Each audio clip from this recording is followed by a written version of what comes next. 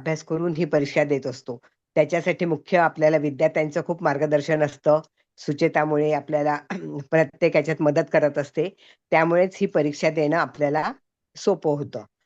आता यावेळेला पहिल्या परीक्षेला प्रथमाला खूप जणी नवीन आहेत आणि प्रत्येकीने मेसेज केलेले आहेत, की आम्हाला ही परीक्षा द्यायची आहे म्हणून.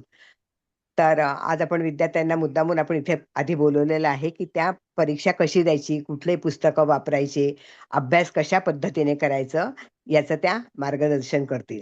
ही परीक्षा नोव्हेंबरमध्ये असते आणि याला साधक संजीवनी आणि तत्वविवेचनी ही 2 पुस्तकं मुख्य असतात. शांकर भाष्य हे 3ऱ्या आणि 4थ्या परीक्षेला आहे. पण अभ्यास कसा करायचा हे आपल्याला विद्याताई सांगतील. विद्याताई चालू करता तुम्ही? विद्याताई?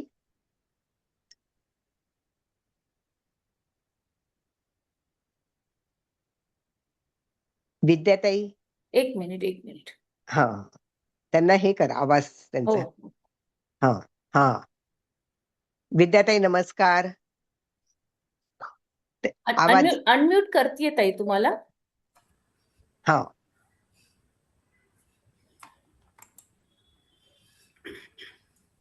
नमस्कार. नमस्कार. आपलं हे 3रं वर्ष आहे आणि पहिल्या वर्षी खूप जणींनी उत्सुकता दाखवलेली आहे. तर आपण आता तुम्ही पूर्ण मार्गदर्शन करा, पुस्तकांची नावं, अभ्यास कसा करायचा, म्हणजे सगळ्यांना सगळी माहिती कळेल. ओम श्री परमात्मने नमः. नारायणं नमस्कृत्य नरै चैव नरोत्तमम् देवीं सरस्वतीं व्यासं ततो जयमुदीरयेत्. ओम श्री परमात्मने नमः. नमस्कार मंडळी. सुचिताताईंच्या प्रोत्साहनाने आज आपण पुन्हा एकदा सगळेजण जमत आहोत आणि आज या व्यासपीठावर आपण एक संवाद, चांगला सुसंवाद या उत्तराखंड पौडी गढवालच्या निमित्ताने आपण साधणार आहोत. खरं तर आता या नवीन ग्रुपला 2 वर्षाचा अनुभव झालेला आहे त्यांचा, प्रथम आणि मध्यमाचा. पण काही नवीन मंडळी आता पुन्हा प्रथमाला जॉईन होत आहेत आणि प्रथमाच्या मध्यमाला आता ही असं आपली पायरी चढत जाणार. आपण एकेका पायरीने वर चढत जाणार आहोत. तेव्हा ह्या सगळ्यांसाठी एक छोटंसं मार्गदर्शन स्वरूपात आपण हा उपक्रम घेत आहोत.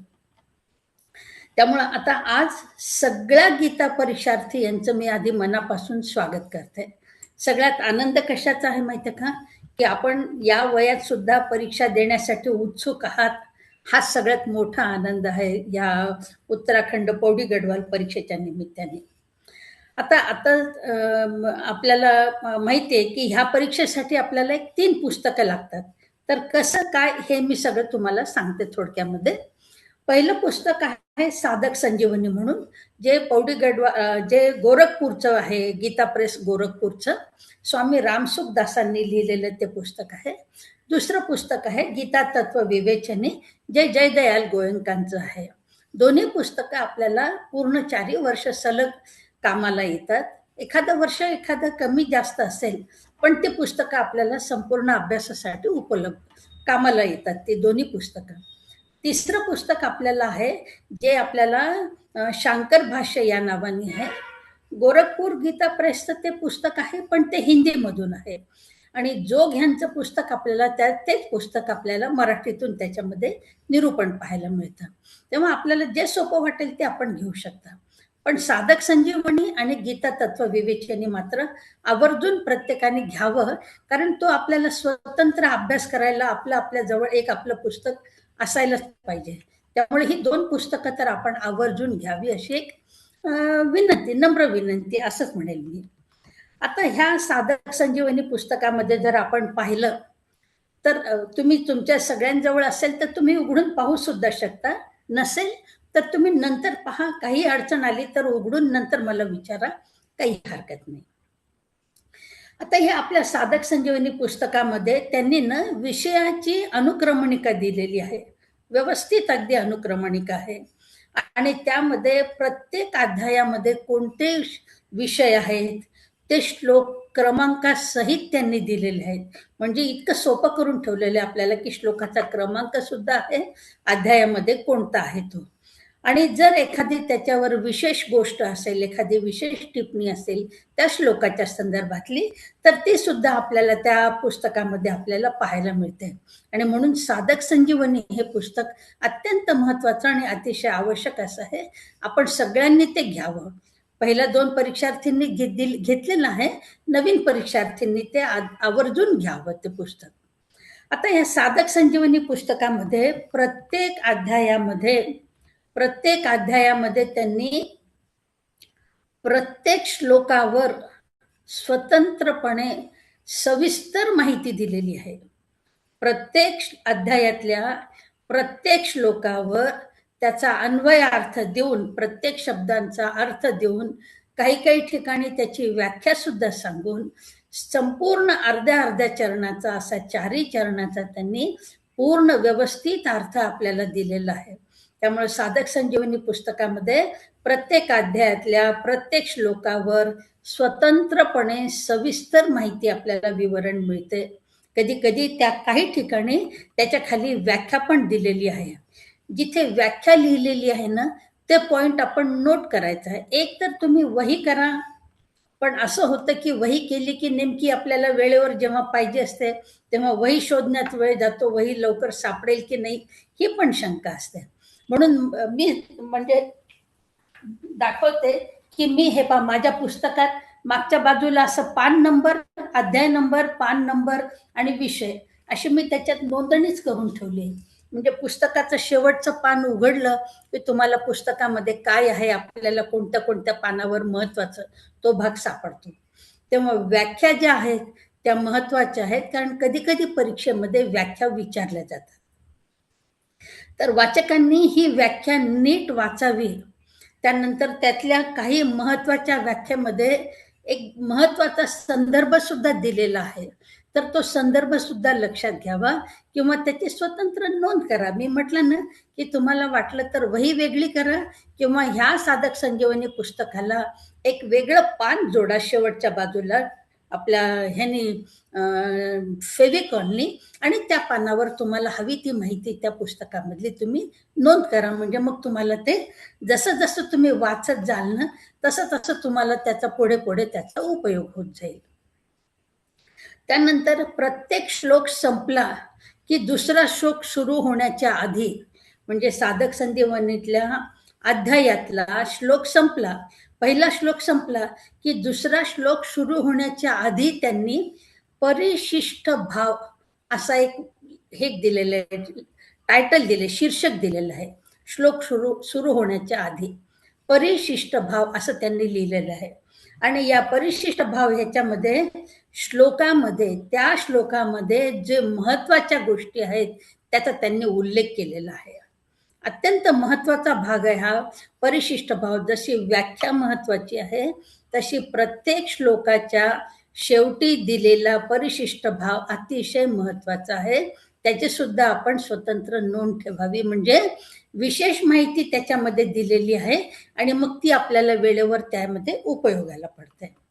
आता असं करू शकतो आपण की 700 श्लोक आहेत, सलग 4 वर्ष परीक्षा आहे, त्यामुळे तुम्ही थोड्या श्लोकांचं वाचन करीत 700 श्लोकापर्यंत गेलात तरी चालेल, किंवा काही महत्वाच्या श्लोकांवर विशेष लक्ष देत त्याचा वाचन करत तुम्ही जरी तो गीतेचा अर्थ आणि त्याबद्दलची माहिती संकलित करत गेलात तरी सुद्धा आपल्या अभ्यासाची अगदी व्यवस्थित तयारी होईल.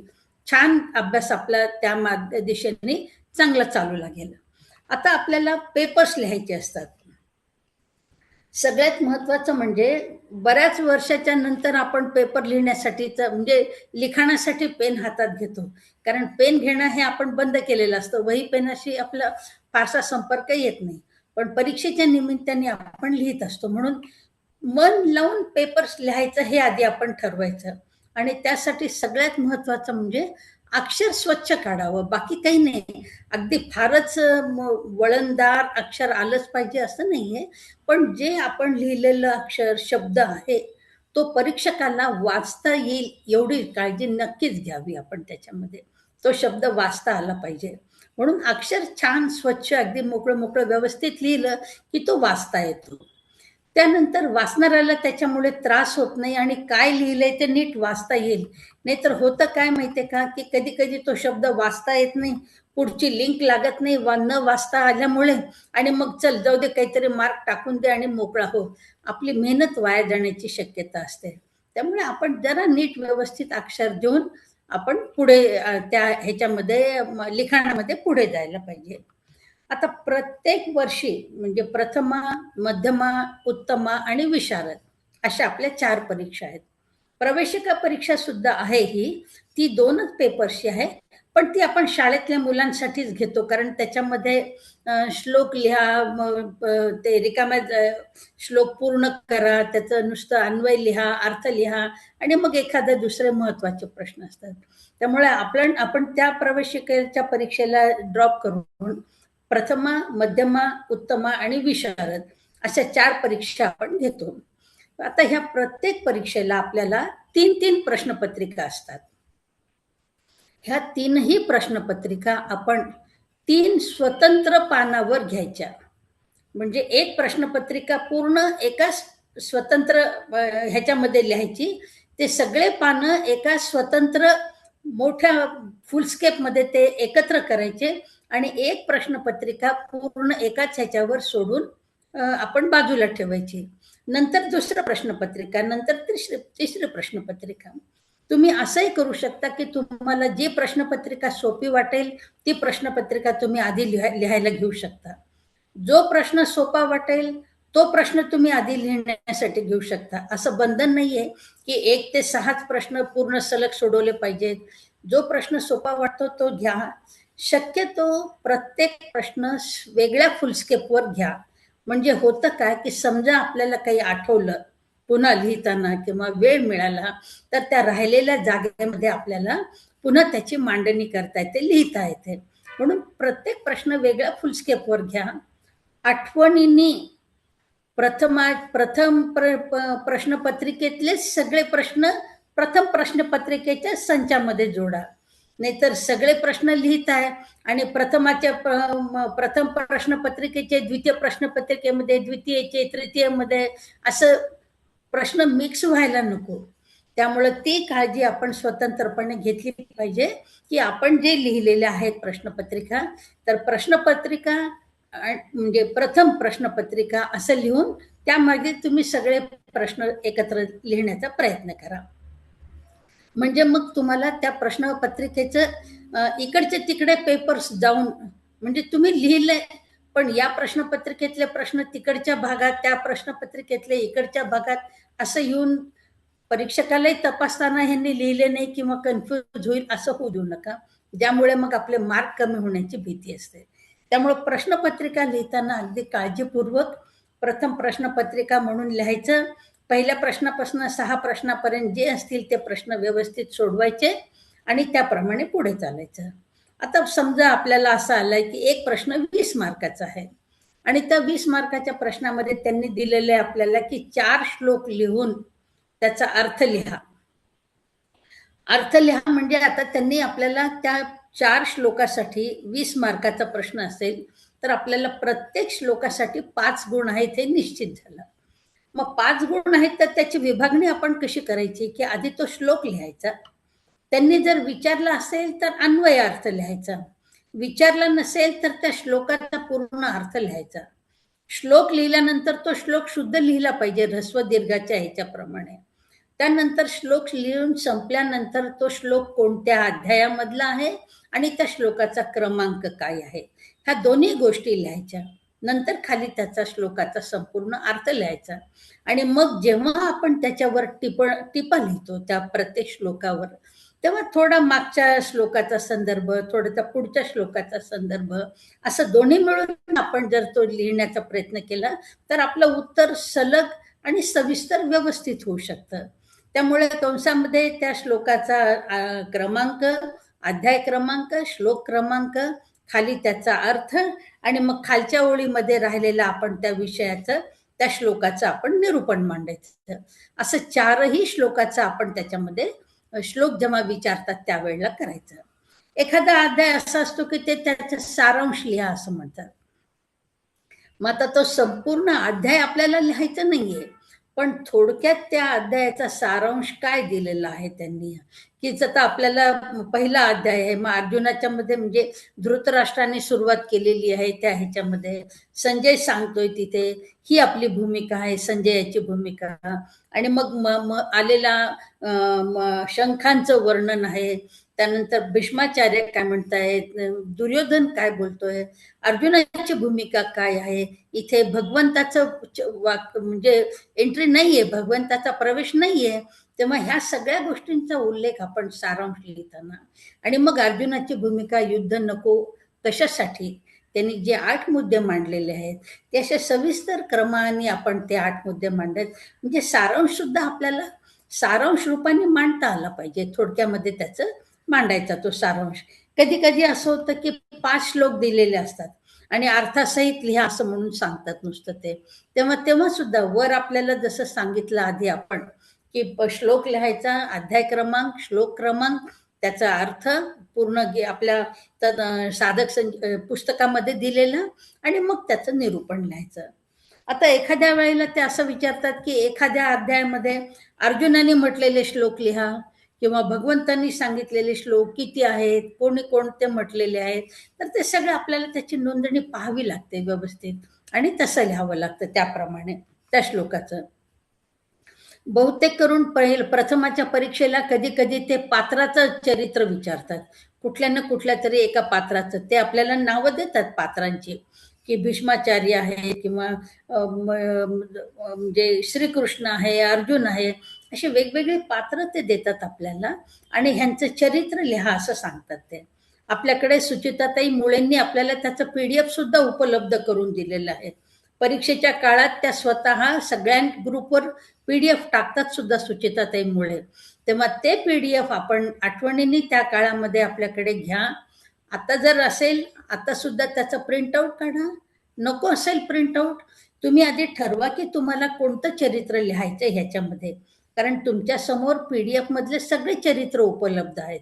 तुम्ही त्यातलं ठरवा आपल्याला कोणतं मांडायचंय, आणि त्यातच फक्त प्रिंटआउट काढा. असं काही नाही की सगळं काढलं पाहिजे. समजा या वर्षी तुमचं PDF गेलं, एक झालंय, तरी पुढच्या वर्षी सुद्धा आपल्याला सुचिताताई ते PDF टाकतात समूहावर. त्यामुळे त्याची काळजी नाहीये आपल्याला. आपल्याला एक फार खंबीर लोकनेता, लोकसंग्राहक मिळालेला आहे सुचिताताईंच्या रूपाने. त्यामुळे ते PDF मधलं एक चरित्र आपण ठामपणे ठरवा, त्या PDFचं प्रिंटआउट काढून घ्या.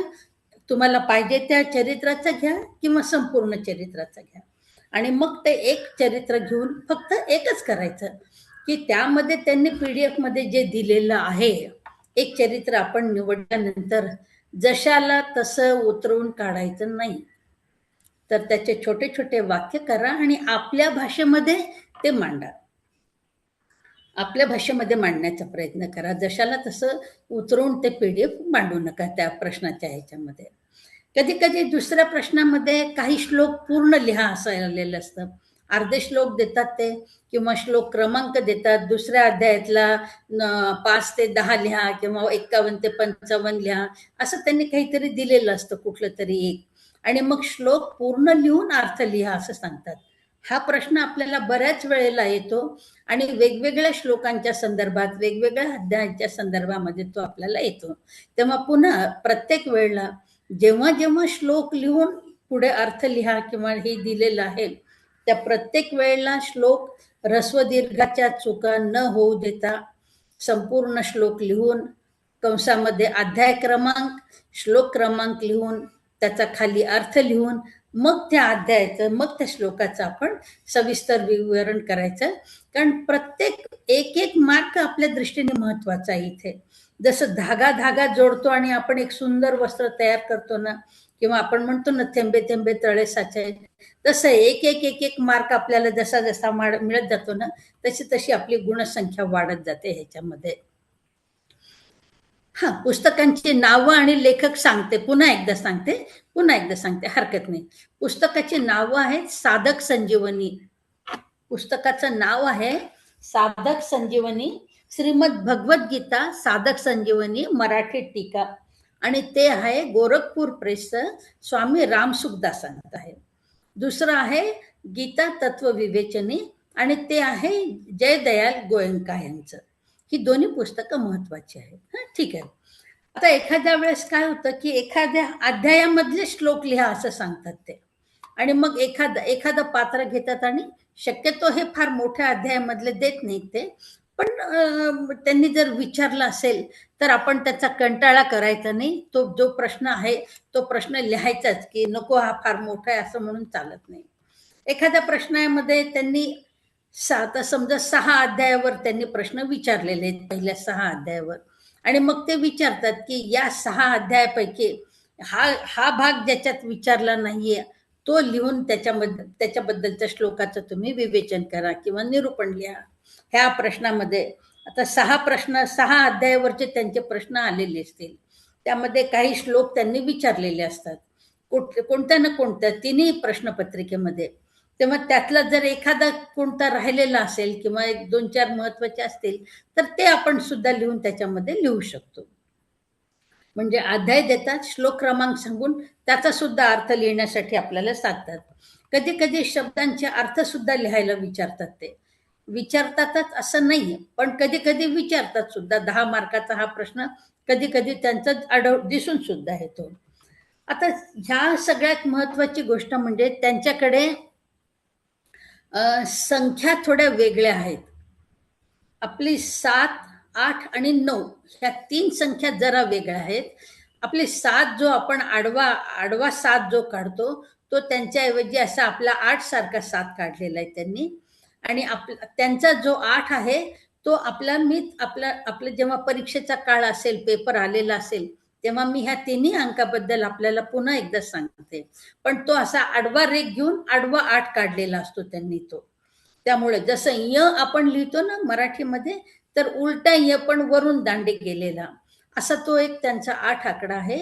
आणि 9 हा आकडा त्यांचा आपल्या 6 सारखा पण मध्ये पोट फोडलेला असं त्यांचं आहे. तर हे 3 आकडे त्यांचे वेगळे आहेत. परीक्षेच्या काळामध्ये आपण त्यांना आठवणीने त्याची आपण हे करतो, नोंदणी करतो आणि ती सांगतो सुद्धा. आता कधी कधी श्लोकांचा अन्वय लिहा असं असतं. पुस्तकामध्ये अन्वय अर्थ दिलेला आहे. अन्वय म्हणजे काय, तर आता श्लोक दिलेला असतो, श्लोकांचा जर आपण पदच्छेद पाहिला तर शब्दांचे अर्थ वेगळे वेगळे येतात, ते विस्कळीत झालेले असतात पद. पण अन्वय अर्थ म्हणजे सरळ अर्थ श्लोकांचा, शब्द मागे पुढे होऊन जातात ते, आणि त्या श्लोकाचा सरळ अर्थ मांडला जातो तिथे, तर तो अन्वय अर्थ आहे. परीक्षेच्या काळामध्ये आपण त्याची सुद्धा माहिती देतो, अन्वय अर्थ काय आहे.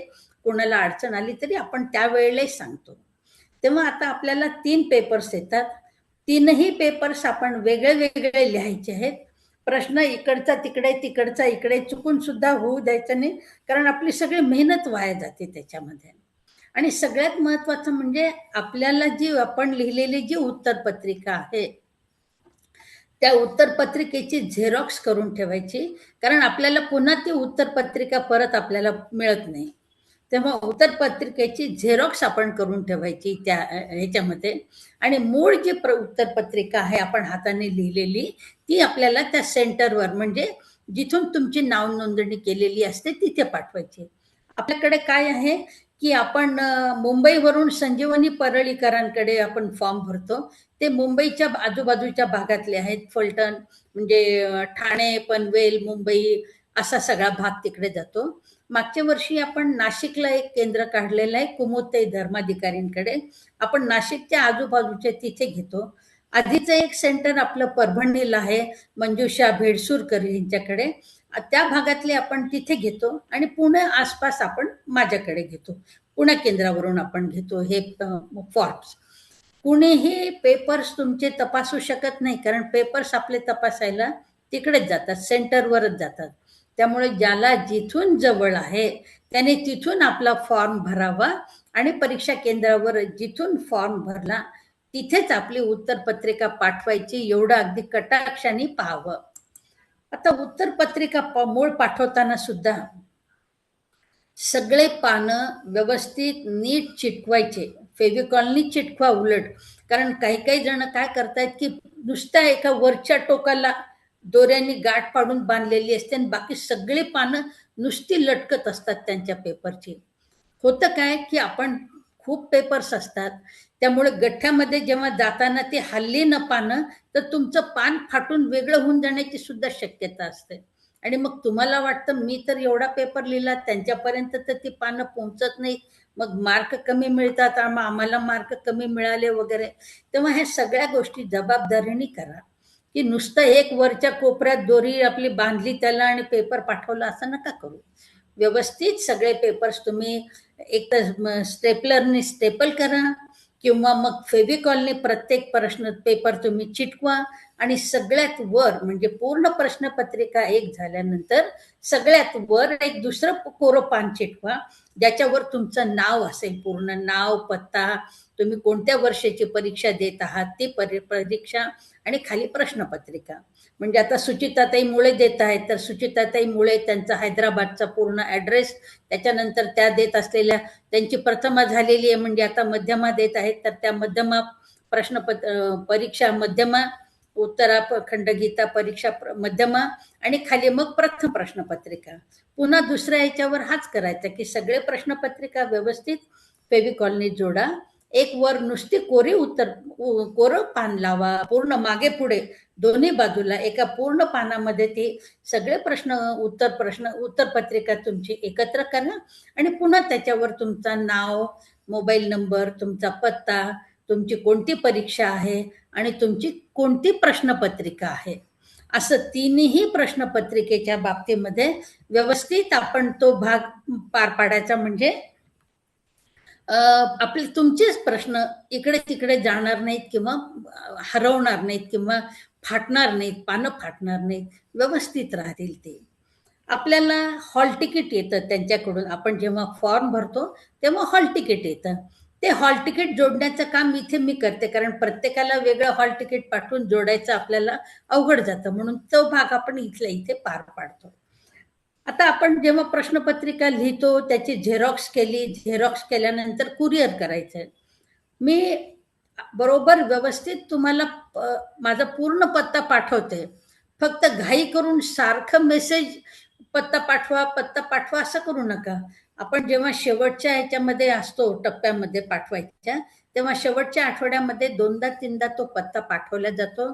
तुम्ही तुमच्याकडे स्टार करून तो पत्ता सेव्ह करून ठेवा आणि महत्वाचं म्हणजे त्या पत्त्यावर संपूर्ण माझं नाव, त्यानंतर जो पत्ता दिला आहे तो संपूर्ण पत्ता, माझा मोबाईल नंबर आणि इथला पिन कोड नंबर अत्यंत महत्वाचा आहे. पिन कोड नंबर जर बरोबर नसेल तर तुमची उत्तर पत्रिका वेळेत पोहोचत नाही, ती त्या वेगळ्या सेंटरवर फिरत राहते जो तुम्ही पिन कोड दिलेला आहे तो, आणि मग तिथे फिरून फिरून मिळाली तर मिळाली, नाही तर गेली असा गोंधळ होतो. त्यामुळे आठवणीने पिन कोड लिहून मगच व्यवस्थित कुरिअरने उत्तरपत्रिका पाठवायची, अन्यथा उत्तरपत्रिका मिळत सुद्धा नाही बरं का. त्यामुळे शांतपणे नियमित लिखाण वाचन करून आपल्याला भरपूर वेळ असतो. सगळे प्रश्न आपण असं जर पाहिलं तर 6 प्रश्नांची जरी एक प्रश्नपत्रिका म्हटली तरी साहित्रिक 18 प्रश्न असतात आपल्याला. कमीत कमी आपल्याला 25 दिवसाचा वेळ असतो. आपण रोज एक जरी प्रश्न सोडवायचा म्हटलं तरी व्यवस्थित आपलं नियोजन होतं एका प्रश्नाचं. 18 दिवसात 20 दिवसात आपला पेपर व्यवस्थित संपतो. राहिलेले 2 दिवस आपल्याला वाचण्यासाठी, झेरॉक्स करण्यासाठी, बाकीच्या इतर कामासाठी अगदी 5 दिवस व्यवस्थित मिळतात. तेव्हा छान नियोजन करून रोज एका प्रश्नाचं टार्गेट ठेवून एकच प्रश्नपत्रिका पूर्ण करून मग दुसऱ्या प्रश्नपत्रिकेला गेलात ही पूर्ण करून टाय करून बाजूला ठेवा, मग दुसरी घ्या, म्हणजे प्रश्न मिसळणार नाहीत एकमेकातल्या प्रश्नपत्रिकेमधले. ही फार महत्वाची गोष्ट आहे आपल्याला अभ्यास करतानाची. त्यानंतर आता आपण सारखं आपल्याकडे चालू आहे की आपल्याला अभ्यासक्रमासाठी मार्गदर्शन करायचंय. तर आता काय होतं, आपल्या तिन्ही परीक्षेचा आपल्या एकदाच येतात, म्हणजे जेवढ्या तिन्ही किंवा चारही येतात. चारही परीक्षा आपल्याला एकदाच येतात. साधारणपणे चारही परीक्षेसाठी एकाच गीतेचा आपल्याला अभ्यासक्रम आहे, 18 अध्यायचा. ते जसे अध्याय विचारतील त्याप्रमाणे आपल्याला त्याचं करावं लागणार आहे. तेव्हा मला असं वाटतं, आपल्या ह्या ह्याच्यामध्ये आपला समूह खूप मोठा आहे. तेव्हा आपण असं करूया, की एक 8-8 जणांचा, तुम्हाला जेवढा सोयीस्कर असेल तेवढा, किंवा एक 8-8 जणांचा तुम्ही ग्रुप तयार करा. प्रत्येकाने एक 8 जणांचा ग्रुप तयार करा. 8 जणांचा ग्रुप केल्यानंतर त्यांनी काय ठरवायचं, की आपल्याला आता 700 श्लोक आहेत. मला जमलं तर मी तुम्हाला महत्वाचे 300-350 पर्यंतचा अंदाजे मी श्लोक तुम्हाला काढून पण देईल, की हे महत्वाचे श्लोक आपण जास्त अभ्यास करू या श्लोकांवर म्हणून. असं आपण एक 700 श्लोकांचा जो अभ्यास आहे, आपल्याला आता 6 ते 7 महिने आपल्याला मिळतात उरलेले अभ्यासासाठी. तेव्हा हा जो अभ्यास आहे, आपण जर समजा 5 श्लोक जरी रोज घेतले तरी 7 महिन्यामध्ये आपल्याला 7-21 म्हणजे 210 दिवस मिळतात आपल्याला. आणि 700 श्लोकासाठी आपल्याला साधारणतः एक 5 श्लोक जरी आपण घेतले, 200 दिवस धरले आणि 5 श्लोक जरी घेतले तरी आपल्याला म्हणजे जास्त आपला अभ्यास होतो टार्गेटच्याही पेक्षा आपल्याला. तेव्हा 5 श्लोक असं तुम्ही ठरवलं नियमित वाचण्याचं. 8 जणांचा ग्रुप करा. 8 जणांच्या ग्रुपमध्ये 2 जणांनी आज वाचायचा ते 4 श्लोक, आणि 2 जणांनी त्या वाचलेल्या श्लोकामध्ये काय त्यांनी सांगितलं आहे ह्याचा परामर्श घ्यायचा. म्हणजे ते वाचत असताना तुम्ही लिहा. जे 2 जण परामर्श घेणार आहेत ते तुम्ही 2 जण लिहा. आणि मग राहिलेल्या वेळामध्ये हे आज काय आपण वाचलं, महत्वाचा भाग काय वाचला, हे तुम्ही मांडा. ह्याच्यामुळे होईल काय, की ऐकणारा लक्ष देऊन लिहिणारा लक्ष देऊन लिहून घेईल ते पॉइंट, आणि तुमचं पुन्हा 10 मिनिटामध्ये त्याची चर्चा होईल. आज ज्या 4 जणांनी केलं ते उद्या थांबतील आणि पुढचे 4 जण त्याच्यामध्ये भाग घेतील. म्हणजे 8 दिवसामध्ये प्रत्येकाला 2 श्लोक वाचण्याचा आणि 2 श्लोक लिहिण्याचा आणि 2 श्लोकावर चर्चा करण्याची संधी मिळेल बघा.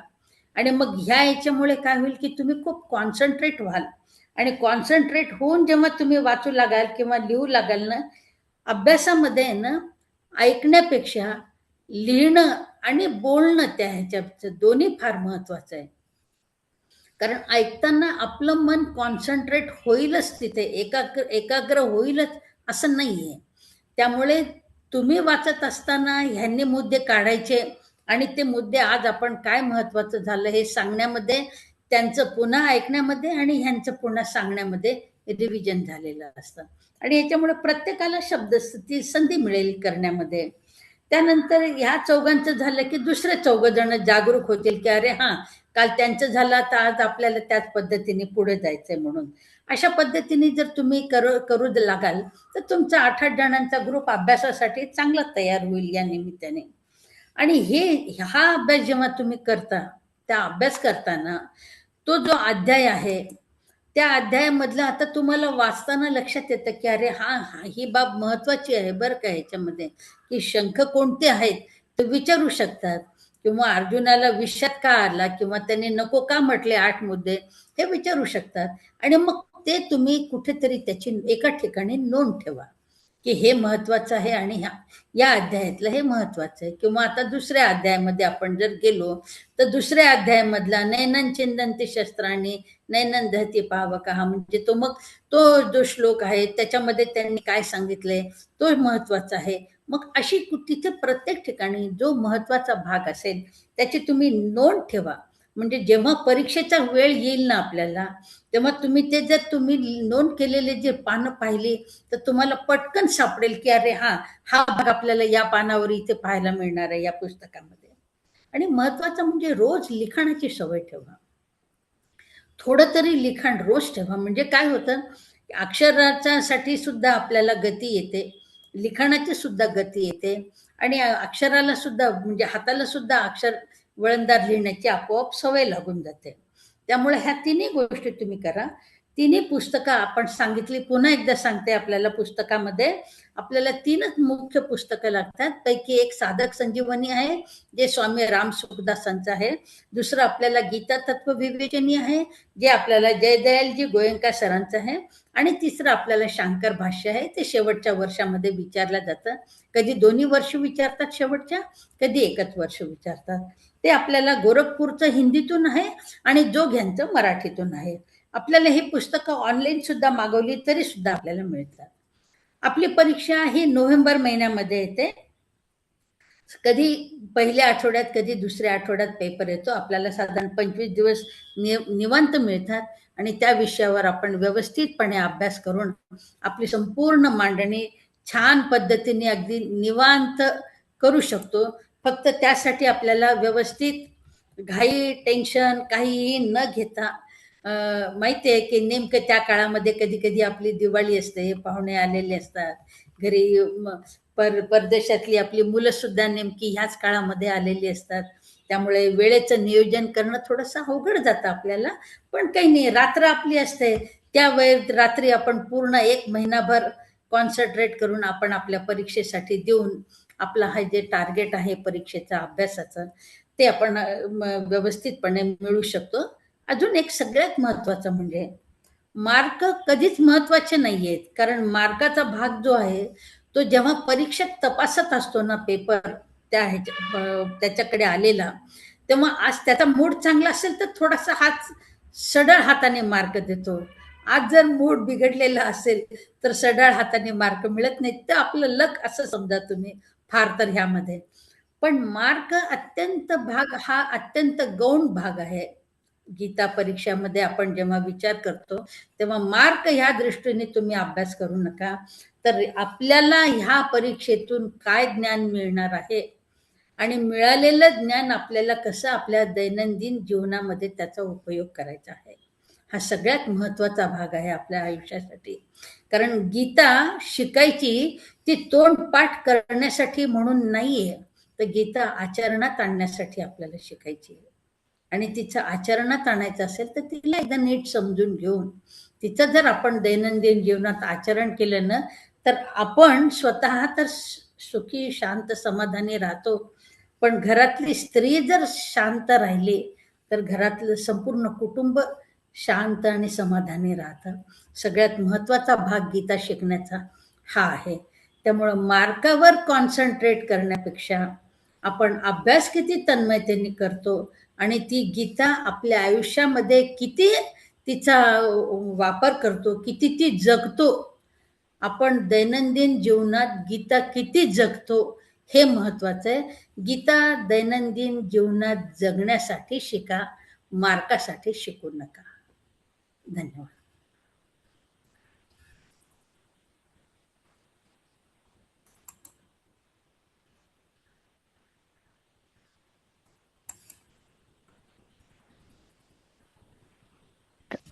विद्यार्थ्यांनी आता आपल्याला सगळं परीक्षेचं सविस्तर सांगितलेलं आहे. पुस्तकांची नावं सांगितलेली आहे आणि सगळ्यात महत्वाचं म्हणजे 8-8 जणींचा ग्रुप करून अभ्यासाला लगेच लागा, हे त्यांनी सांगितलेलं आहे. आम्ही 2 वर्षी परीक्षा दिली, पण आम्ही वेळेवर अभ्यास केला, तर वेळेवर अभ्यास हा कधीच उपयोगात येत नाही. आणि मुळात गीता जी आहे त्याच्यात खूप गहन अर्थ आहे. म्हणजे आपण श्लोक वाचतो, श्लोकानंतर थोडासा अर्थ वाचतो, पण तो अर्थ त्या श्लोकामध्ये असतो, पण तो आपल्या लक्षात येत नाही. त्यासाठी आपल्याला जे सविस्तर संजीवनीमध्ये किंवा तत्वविवेचनीमध्ये दिलेला आहे, तर तो जो अर्थ आहे तो आपण 2 ते 3 वेळा वाचायला पाहिजे. म्हणजे आता जर आपल्याला महत्वाचे त्यांनी श्लोक दिले, तर तेवढ्या श्लोकांचं आपण जर जास्त वाचन केलं तर ते आपल्या खूप लक्षात राहील. आणि वेळेवर जे आपल्याला प्रश्न विचारलेले जातात, तर त्याच्यामध्ये असं असतं की की याच्यात भगवंतांचं समग्र रूप कुठल्या अध्यायात आहे हे सांगा. आपण खूप वाचतो, पण आपल्याला हे लक्षात येत नाही. तर असे जे समग्र रूप किंवा विश्वरूप दर्शन किंवा भक्ती म्हणजे काय, असे जे वेगवेगळे विषय वेगवेगळ्या अध्यायात घेतले आहे, तर खरंच हे आपण पॉइंट्स काढून ते एका कागदावर लिहून ठेवायला पाहिजे. प्रत्येक अध्यायात वेगवेगळं गुह्य ज्ञान सांगितलेलं आहे आणि त्या गुह्य ज्ञान हे कधीच लगेच लक्षातच येत नाही. म्हणजे 5 वेळा, 6 वेळा जेव्हा आपण एक अर्थ वाचतो, तेव्हा आपल्याला कळतं की या अध्यायामध्ये हे गुह्य ज्ञान आहे. पण ते वरवर आपल्याला दिसत नाही, तर त्या दृष्टीने आपण वाचन करायला पाहिजे, की जेणेकरून या अध्यायामध्ये किंवा या श्लोकामध्ये कुठला अर्थ लपलेला आहे. म्हणजे सगळेजण आपल्याला सांगतात गीता ही कठीण आहे, पण जेव्हा आपण अभ्यास करायला जातो, तेव्हा कठीण या शब्दाचा अर्थ आपल्याला लक्षात येतो. म्हणून त्यांनी सांगितलंय, की 8 जणींचा ग्रुप करा, 2 जणी वाचा आणि जेव्हा दोघी जणी श्लोक वाचतील, अर्थ वाचतील, तेव्हा बाकीच्यांनी खरंच आपण आपले ताईंनी म्हटलं तसा अर्थ लिहायला पाहिजे, की तो आपल्याला त्याचा गोषवारा म्हणतात. म्हणजे ते जे आपण वाचलेलं आहे, तर तो गोषवारा वाचल्यानंतर आपल्याला लक्षात येतं, की या श्लोकामध्ये काय सांगितलेलं आहे. साधक संजीवनी पुस्तक पण खूप चांगलं आहे. तत्वविवेचनी आहे. पहिल्या वर्षी तर साधक संजीवनी म्हणजे सिंपल परीक्षा आहे. दुसऱ्या वर्षी ती कठीण येते आणि त्याचं एक-एक पायरी चढली की ती परीक्षा कठीण होत जाते किंवा त्याचा अभ्यास हा समग्र जरा म्हणजे गहन अर्थ विचारला जातो. पण एकदा सगळ्यांनी परीक्षेला बसण्याचं ठरवलेलं आहे. सगळ्यांनी एकदा अभ्यास सुरू केला, की भगवंत आपल्याला मदत करतात आणि आपली नैया श्रीकृष्ण भगवंत पार करून घेतात. तसंच विद्याताई आपल्याला वारंवार मार्गदर्शन करतात. सुचिताताई आपल्याला मीटिंग तयार करून देतात.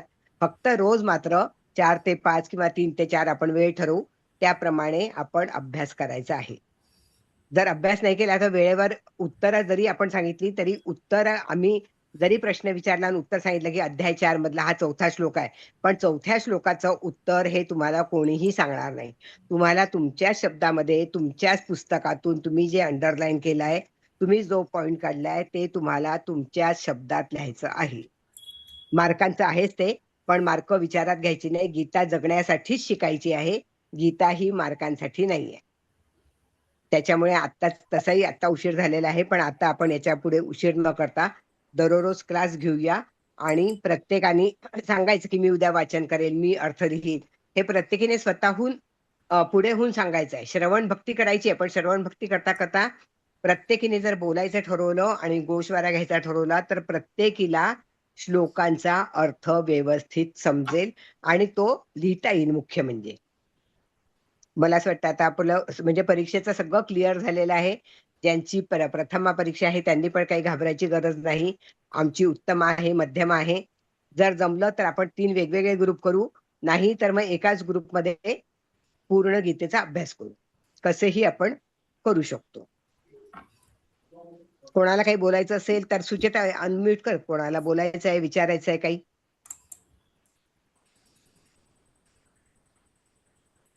आपण आहे ना प्रथमाचा, मध्यमाचा आणि उत्तमाचा तिघांचाही आपण वेगळा ग्रुप केलेला आहे. प्रथमाचा वेगळा ग्रुप होईल आता जे नव्याने त्याच्यामध्ये सहभागी होतील ते. मागच्या वर्षी प्रथमा झालेले मध्यमाला गेलेत आणि मध्यमा झालेले उत्तमाला, असं आपण ऑलरेडी ग्रुप तयार केलेला आहे. त्यामुळे अभ्यासक्रमाचं त्या प्रश्नपत्रिकेचं त्या ग्रुपवरच घेता येतं. या ग्रुपचं त्या ग्रुपमध्ये असं होत नाही. त्यामुळे आपण ग्रुप केलेले आहेत, काळजी करू नका. प्रत्येक जण त्या ग्रुपमध्ये आपलं तुम्ही राहाल आणि समजा तुमचं नाव नसेल तर मला सांगा, सुचिताताईंना सांगा, त्या पण ग्रुप ऍडमिन आहेत. आम्ही दोघी कुणीही तुमचं नाव त्याच्यामध्ये सहभागी करू. कुणालाही काही अडचण आली तरी तुम्ही विचारा. सुचिताताई सुद्धा तुम्हाला सगळ्या गोष्टींचं मार्गदर्शन करतील. एक प्रश्न सगळ्यांकडून विचारते मी विद्याताईंना, की उत्तमामध्ये कंपॅरिझन विचारलं जातं, की शंकर भाष्यामध्ये असं विचारलेलं आहे, तर त्यावर थोडासा प्रकाश टाका. हा, चालेल. आता एक सांगते, एक छोटासा प्रश्न. आपल्याला दुसऱ्या अध्यायामध्ये माझ्याकडे पुस्तक आहे, मी पुस्तक घेऊनच सांगते तुम्हाला.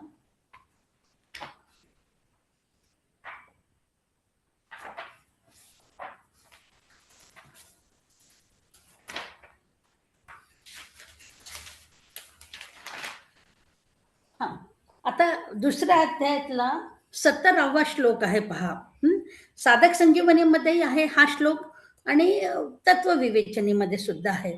आता साधक संजीवनीमध्ये त्यांनी काय म्हटलंय, की जसं नदी आता ती वाहत जाते, पाणी नदीचं पाणी वाहत जातं आणि ते पाणी समुद्राला जाऊन मिसळतं आणि ती नदी समुद्राशी एकरूप होऊन जाते. नदी समुद्रामध्ये पाणी वाहत जाऊन नदी समुद्रामध्ये एकरूप होते. तसा साधक भगवंतामध्ये किंवा तो स्थितप्रज्ञ भगवंतामध्ये एकरूप होतो. हे आपल्याला साधक संजीवनीमध्ये सांगितलंय. जेव्हा ते तुलनात्मक सांगा म्हणतात, तेव्हा तत्वविवेचनी काय म्हणतं, की त्या पाण्यामध्ये समजा नदी वाहत जाताना त्या पाण्यामध्ये जर तेलाचा तवंग असेल मध्ये, तर पहा तुम्ही कुठल्याही याच्यामध्ये जेव्हा तर्री आपण म्हणतो, रस्सा आपण म्हणतो, तेलाचा तवंग असेल तर ते पाणी मिळत नाही, एकमेकांमध्ये मिसळणार नाही. ते पाणी त्या नदीचं पाणी समुद्राच्या पाण्यापासून त्या तेलाच्या तवंगामुळे वेगळं राहतं. तत्वविवेचनी काय म्हणते, की त्या साधकाच्या मनामध्ये थोडा जरी भेद असेल परमेश्वराच्या बाबतीमध्ये, तर ते त्याची सिद्धता त्याच्या साधनेची ती होणार नाही. आणि मग तिथे तो जो तवंग आहे तेलाचा, तो जसा त्या दोघांमध्ये भेद राहील, तसा तो साधक एकरूप होणार नाही.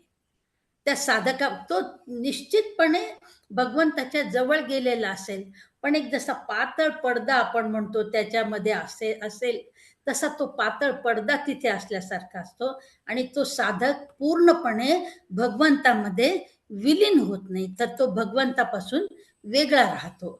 तर असे त्यांनी तुलनात्मक ते विचारतात. ते तर तेवढा श्लोक जो त्यांनी तुलनात्मक विचारायला सांगितलाय, तुम्ही दोन्हीकडे एकदा नीट पहा. पाहिल्यानंतर मी सांगायची आवश्यकता नाही, तुम्हाला स्वतःलाच लक्षात येईल की हा छोटासा फरक आहे की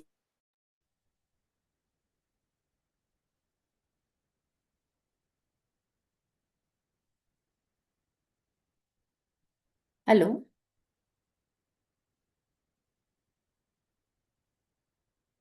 हॅलो.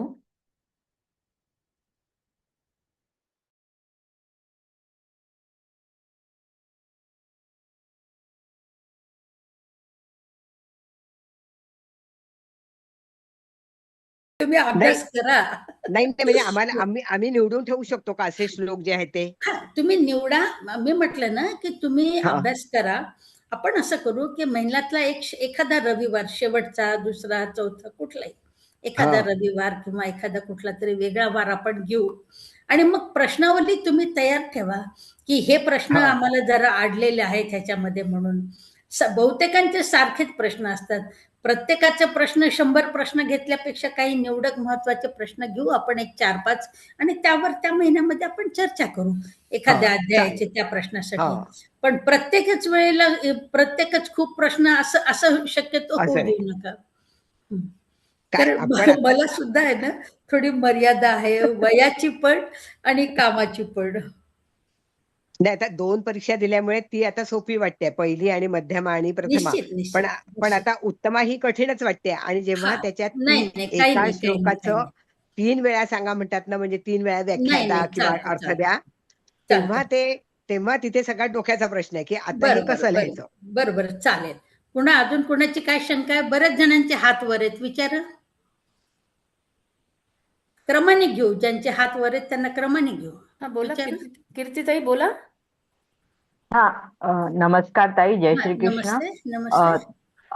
अ, प्रथमा परीक्षेला काही विशिष्ट अध्याय वगैरे असं काही आहे का? सगळे 18च्या 18 अध्याय करायचेच आहेत असं असतं? बहुतेक करून ते 6 ते 8 अध्यायामध्ये घेतात. पण असं होतं की मी आता तुम्हाला 6 ते 8 हं, म्हटलं आणि त्यांनी समजा हं, पुढचा घेतला, तर म्हणून आपली हं. तयारी आपण पूर्ण 18 अध्यायाची ठेवायची. अच्छा, नाही तर म्हणजे 6 ते 8 म्हणजे तुमचं म्हणणं 1 ते 6 किंवा 1 ते 8 प्रथमाला असं असा नाही, नाही. अंदाज असं म्हणताय? सांगता येत नाही. मग त्यांचे अध्याय, सगळे अध्याय त्यांच्या अभ्यासक्रमासाठी आहेत. त्यामुळे अच्छा, असं त्यांनी निश्चित असं म्हणता येत नाही. पण पण अच्छा बहुत करून ते प्रथमाला कमी, हा पहिले सुरुवातीचेच अध्याय जास्त घेतात आतापर्यंतच्या ह्याच्यामध्ये. पण नेमकं मी असं अनुभवात हा म्हटलं आणि हो परीक्षकांनी हो पुढच्या अध्यायावर प्रश्न विचारला, तर विचारलं मग त्यावेळेला हा तुम्ही तर म्हणाला होता 6चा अध्याय, 8चा अध्याय, असं न होण्यासाठी बरोबर म्हणून आपण हा 18ही अध्यायाची आपण व्यवस्थित तयारी करायची. बरं.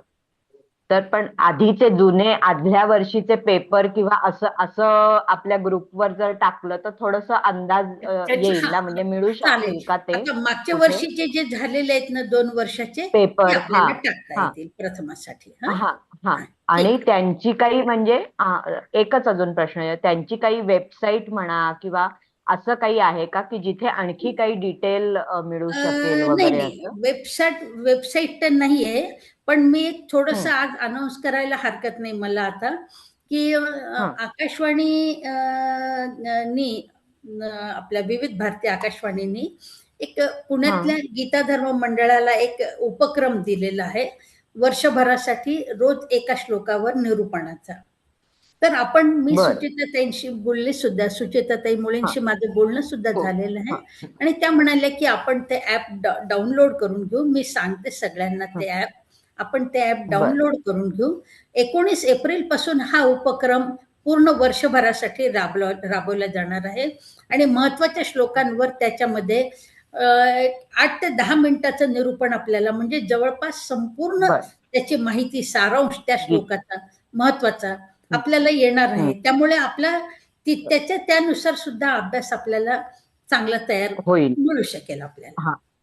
Okay, okay. खूप छान. आणि सुचिताताई खूपच छान कोऑर्डिनेट करत असतात आणि या सगळ्या म्हणून माहिती तर त्यांच्या थ्रूच त्यांना आमच्यापर्यंत येत असतात. त्यामुळे हो, खूप खूप धन्यवाद हा सुचिताताई. आणि हा आता तर ह्याच्या पुढे खूप तुमची मदत लागणार आहे आम्हाला. त्या थँक यू. आपल्या थँक लोकसंग्राहक नेता आहेत, त्या आपल्या सुचेताताई आपल्या महंत आहेत. जेवढी शक्य आहे तेवढी मदत नक्की करेल प्रत्येकालाच. आणि आणि करतातच त्या. शक्य आहे आणि तेवढे म्हणतात, पण पूर्ण मदत करतात. नाही नाही. आणि आणि पुढचा मुंबईसाठीचा विचार, काही पुढचा वेगळा प्रश्न ग्रुप आहे विचारा. का? अ? मुंबईचा वेगळा ग्रुप आहे का? हा, आपण मुंबईचा आपला आहे त्याची ना सगळी माहिती संजीवनी. देऊयात ताई, आपण त्याची सगळी द्या. माहिती देणार हां. आहोत.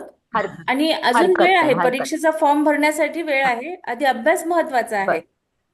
हो, हो, त्याच्यामुळे हो, हो. एकत्र आहे येऊन आहे आधी अभ्यास मुंबईचा करूया. वेगळा ग्रुप आहे. आपण मुंबईच्या वेगळ्या हं. ग्रुपमध्ये मुंबईकरांना सगळ्यांना घेऊ.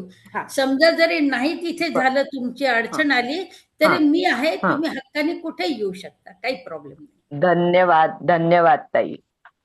बोला. एवढ्यासाठी म्हणतो आम्ही मुंबईकरांना, मुंबईच्या तिथे, की तुम्हाला झालेले पेपर्स पाठवण्यासाठी, कोऑर्डिनेट करण्यासाठी ते जवळ पडतं. मुंबईवरून तुम्ही पुण्याला पाठवण्यामध्ये वेळ जातो, दुसरं काही नाही. एक एक दिवस तुम्हाला त्या काळात महत्वाचा असतो म्हणून. पण तुम्ही कुठूनही करू शकता, काही प्रॉब्लेम नाही. बोला, पुढचा बोला. जय श्री कृष्ण ताई. जय ताई, श्री मला कृष्ण. असं विचारायचं होतं की मी प्रथमा परीक्षा दिलेली आहे, पण काही हा, कारणास्तव मी 2025 मध्ये मध्यमा देऊ शकली नाही. तर बर. मग परत मला प्रथमा द्यावं लागेल का? नाही नाही, तुम्ही कोणतेही देऊ शकता, काही प्रश्न नाही. तुमची प्रथमा झालेली आहे, तुम्ही मध्यमाला बसू शकता. किंवा तुमच्या मैत्रिणी जर उत्तमाला जाणार आहेत, तर तुम्ही त्यांच्यासोबत उत्तमा द्या, नंतर केव्हाही मध्यमा द्या, काही फरक पडत नाही. नाही, तसं तर काही नाही, मध्यमाच द्यायची आहे मला आधी हरकत नाही, आणि तुम्ही त्याच्यानंतरच देऊ शकता. उत्तमाला. पण असं होतं की आपला एक ग्रुप असतो आणि मग त्या सगळ्या मध्यमा द्यायच्या उत्तमाला जाणार आहेत, मग अरे मीच मागे राहील, तर तुम्ही उत्तमा द्या, पुन्हा मध्यमा द्या. किंवा आता तुमची हं, प्रथमा झाली, तर तुम्ही मध्यमा द्या, काही हरकत नाही. हं. चालू शकेल. ताई, माझं नाव फक्त लिस्ट मध्ये आलं होतं, तर त्याचं आपल्याला काही सर्टिफिकेट वगैरे असं काही मिळालेलं आहे का प्रथमाचं? हा, सगळ्यांना प्रमाणपत्र मिळालेली आहेत, मला सगळ्यांची मिळालं नाही प्रमाणपत्र. ताई. मग ते लिस्ट मध्ये माझ्याकडे नाव आहेत. होतं. माझ्याकडे आहेत. तुमचं जर दिलेलं असेल, तर ते माझ्याकडे असतं आणि तुम्ही केव्हाही येऊन घेऊन जाऊ शकता. कधी तुम्ही फक्त केव्हाही सगळ्यांना या. एकच रिक्वेस्ट आहे, ज्यांनी फॉर्म कुठे भरले एवढं लक्षात ठेवा. हो हो, नाही, म्हणजे ताईंकडेच कोणत्या भरलेलं आहे केंद्रावर ताईंनी. आपण आणि फॉर्म माझं. भरत आहोत एवढं लक्षात ठेवा. कधी नाही. कधी हो काय हो. होतं की आपण फॉर्म भरलेला असतो वेगळीकडे आणि आपण सर्टिफिकेट वेगळीकडेच मागायला सुरुवात करतो. बरोबर नाही आहे. नाही नाही. हं. जसं ताई, काही आता हरकत. पुण्याला आम्ही येऊ शकत नाही प्रत्यक्षात, तर तुम्ही सर्टिफिकेट पाठवू शकता का? आता करू, आपण काहीतरी सोय ह्याच करू त्याची अडचणीसाठी पुढे. आपण हे केलंय ताई, की पुण्याला आपण चालेल. प्रत्यक्षात जाऊ शकत नाही. हा, म्हणून मग जिथं जवळ करू आहे करू. त्या ठिकाणी आपण जाऊ शकू. म्हणून आपण ह्या 4 केंद्रावरून परीक्षेचा फॉर्म भरायचा विचार करत आहोत. हा, की आपल्याकडे वेगवेगळे 4 केंद्र ताईंनी स्थापन केलेले आहेत, विद्याताईंनी स्थापन केलेले आहेत. त्याच्यामुळे हा, ताईंचंच गायडन्स सगळ्यांना आहे आणि आपल्याला हे बरं. नेहमी करता मिळणार आहे. ताईंचं गायडन्स आपल्याला नेहमी करता मिळणार आहे. आणि आणि मुख्य म्हणजे आता तुमच्या एरियामधले आपण आता कसं केलेलं आहे की बीड आहे, परभणी आहे, नांदेड आहे, पुणे आहे. तर आपण त्या प्रत्येक गावाच्या प्रमाणे नावांची लिस्ट केलेली आहे. त्यामुळे आता साधारणपणे आता एक ह्या विजया विजया जोशी देशमुख देशपांडे समथिंग जे काही असेल ते, तर त्या बीडच्या राहणाऱ्या असतील, तर बीडला जाणाऱ्या किंवा येणाऱ्या त्यांच्यासोबत आपण बीडचे जे कोणी आता इथे पुण्याला येतात त्यांच्यासोबत आपण सगळे बीडचे प्रमाणपत्र देतो, ते घेऊन जातात. किंवा तुमच्या मैत्रिणी ज्यांनी कोणी तुमचे फॉर्म भरलेले आहेत, नातेवाईक आहेत, ते सुद्धा कधी पुण्याला आले की येऊन घेऊन जातात. शक्यतो अशी अडचण येत नाही. म्हणजे आता मागच्या वेळेला वैजयंती सराफ नागपूरला गेल्या होत्या, तर त्या सगळ्या नागपूरचे फॉर्म्स हे घेऊन गेल्या होत्या त्या जाताना तिकडे प्रमाणपत्र तसं मी नागपूर. अकोल्याला आहे ताई, तर मला ऍक्च्युली आयडिया नाही की अकोल्यावरनं कोण कोण देत आहे, तर मी आपण पाहू. अकोल्याला. चालेल, त्यावेळेला आपण बघू काय असेल ते. अकोल्याचे जर कोणी असतील ना त्या ह्याच्यामध्ये आपण करू, तुम्ही त्याची चिंता करू नका. तो गौण भाग आहे, आपण तो करू निश्चित. तो प्रश्न आपण नक्की सोडवू पुढे. ठीक आहे, सादर धन्यवाद ताई. नमस्कार विद्याताई. हा बोला. मी प्रथमाची परीक्षा दिली आणि बरं. त्यावेळी ज्ञानेश्वरी आणि गीता जशी आहे तशी हा. या 2 पुस्तकांचा त्यांच्यावरती अभ्यास केला. आता मला कळलं की ती साधक संजीवनी आणि हे दुसरं एक पुस्तक आहे ते दोन्ही बरं. वापरायची म्हणून. बरं. तसं काही प्रश्न येत नाही ना त्याच्यासाठी काही? नाही, काही नाही. हेच शेवटी वापरा. गीतेचा अर्थ बघा, कुठलेही गीतेचं पुस्तक घ्या तुम्ही, गीतेचा अर्थ कोणीही बदलणार नाही. अर्थ तोच राहतो गीतेचा. कोणी कालच कितीही असं झालं पुस्तक लिहू द्या. की 7व्या श्लोकामध्ये भगवंतांनी सांगितलं होतं ते आर्त भक्त माझे भक्त, आणि हो. ते ज्ञानेश्वरीपेक्षा मला याच्यामध्ये आपल्या साधक संजीवनी मध्ये अजून थोडं डीप मध्ये कळलं की द्रौपदी आर्त बरोबर. भक्त, आर्ततेने हाक मारणारी वगैरे, म्हणजे हा. हे सगळ्याचा मिळून आपल्याला परिपाक करून आपण प्रश्न लिहू शकतो. हा. हरकत नाही. तुम्ही पुस्तक कोणतेही वापरा, तुम्हाला जे हा. योग्य वाटेल ते तुम्ही वापरू शकता. आम्ही साधक संजीवनी सांगतो म्हणून तुम्ही तेच घेतलं पाहिजे असं नाहीये. आम्हाला घेतलं ताई, आणि खूप छान त्यातनं म्हणजे अजून जे डीप मध्ये अगदी आमच्या सर्वसामान्यांच्या बुद्धीला समजेल इतकं सहज सोपं दिलेलं आहे. खूप हा. छान. साधक संजीवनी अभ्यासासाठी सोपं आहे, विस्ताराने त्याच्यात निरूपण केलेलं आहे, काही विशेष गोष्टींचा सुद्धा समावेश केलेला आहे, म्हणून आपण त्याचं साधारणपणे ते पुस्तक सजेस्ट करतो. अशी बांधिलकी नाहीये की तुम्ही घेतलंच पाहिजे म्हणून. पण जेव्हा ते काही श्लोक विचारतात, काही संदर्भ विचारतात, ते त्या पुस्तकातले असतात अभ्यासक्रमासाठी, म्हणून आपण सजेस्ट करतो. त्याची आपली बांधिलकी पण नाहीये. साधक संजीवनी म्हणजे असं वाटलं ना की ज्ञानेश्वरीतली तेवढी बुद्धीची पातळी नाही की ती इतकी भाषा ती समजावी, तर ही समजते छान. आता तो वैयक्तिक भाग झाला. आपल्याला कोणत्या ग्रंथाची तुलना नाही करायची इथे, तो वैयक्तिक भाग. म्हणजे ते ज्ञान आकलन होण्या इतकी तेवढी हे झेप नसते, असं म्हटलं तर काही हरकत नाही. तो वैयक्तिक भाग झाला. तसं मी तुलनात्मक या व्यासपीठावर मी नाही बोलू शकत की हे चांगलं ते चांगलं, तसं नाही. तुम्हाला जो योग्य वाटेल, जे सोपं वाटेल त्याच्यातून तुम्ही अभ्यास करा. शेवटी ज्ञानेश्वरी कोणीही त्यातला अर्थ बदलू शकणार नाही, कोणीच बदलू शकणार नाही. असा आग्रह नाही किती मोठे लेखक आले तरी सगळ्यांनी अर्थ एकच, फक्त भाषेचा जो प्रकार आहे, कोणी छोट्या स्वरूपात लिहिलंय, कोणी विस्तृत स्वरूपात लिहिलेलं आहे, अर्थ कोणीही बदलणार नाही, ना गीतेचा ना ज्ञानेश्वरीचा. तेव्हा तुलना आपल्याला इथे करायची नाहीये कुठल्याही ग्रंथाची आणि कुठल्याही लेखकांची. आपल्याला जे सोपी वाटेल ते तुम्ही घेऊन त्यावर अभ्यास करू शकाल, काही प्रश्न नाही. धन्यवाद. बोला. जय श्रीकृष्ण ताई. जय स्वप्नीला श्री पंडित. जय श्रीकृष्ण. बोला ताई, बोला पंडित ताई, बोला. काय नाही, माझ्या प्रथमा आणि मध्यमा दोन्ही परीक्षा झालेल्या आहेत. वा, अभिनंदन. उत्तमा द्यायची आहे. हो. तर तरी, आणि आता मी सध्या माझं कंठस्थीकरण चालू आहे. 18 अध्यायामध्ये पूर्ण पाठ झालेले आहेत. पण मला गीतावरती द्यायची आहे या महिन्यामध्ये. त्यावरती आणि शृंगेरीची अशी तयारी चालू आहे ती. तर मग हा क्लास मी आता मे महिन्यापासून केला जॉईन, तर चालू शकते का अभ्यास? तुमचा एवढा अभ्यास झालेला आहे तर तुम्ही क्लास नाही जॉईन केला तरी तुम्ही मार्गदर्शन करा सगळ्यांना, असं म्हणेल. नाही ताई, आणि तुम्ही कंठस्थीकरण करण्यासाठी आम्हाला अजून एक मेंबर मिळाला, ह्याचा आनंद होईल आम्हाला. नाही ताई, धन्यवाद.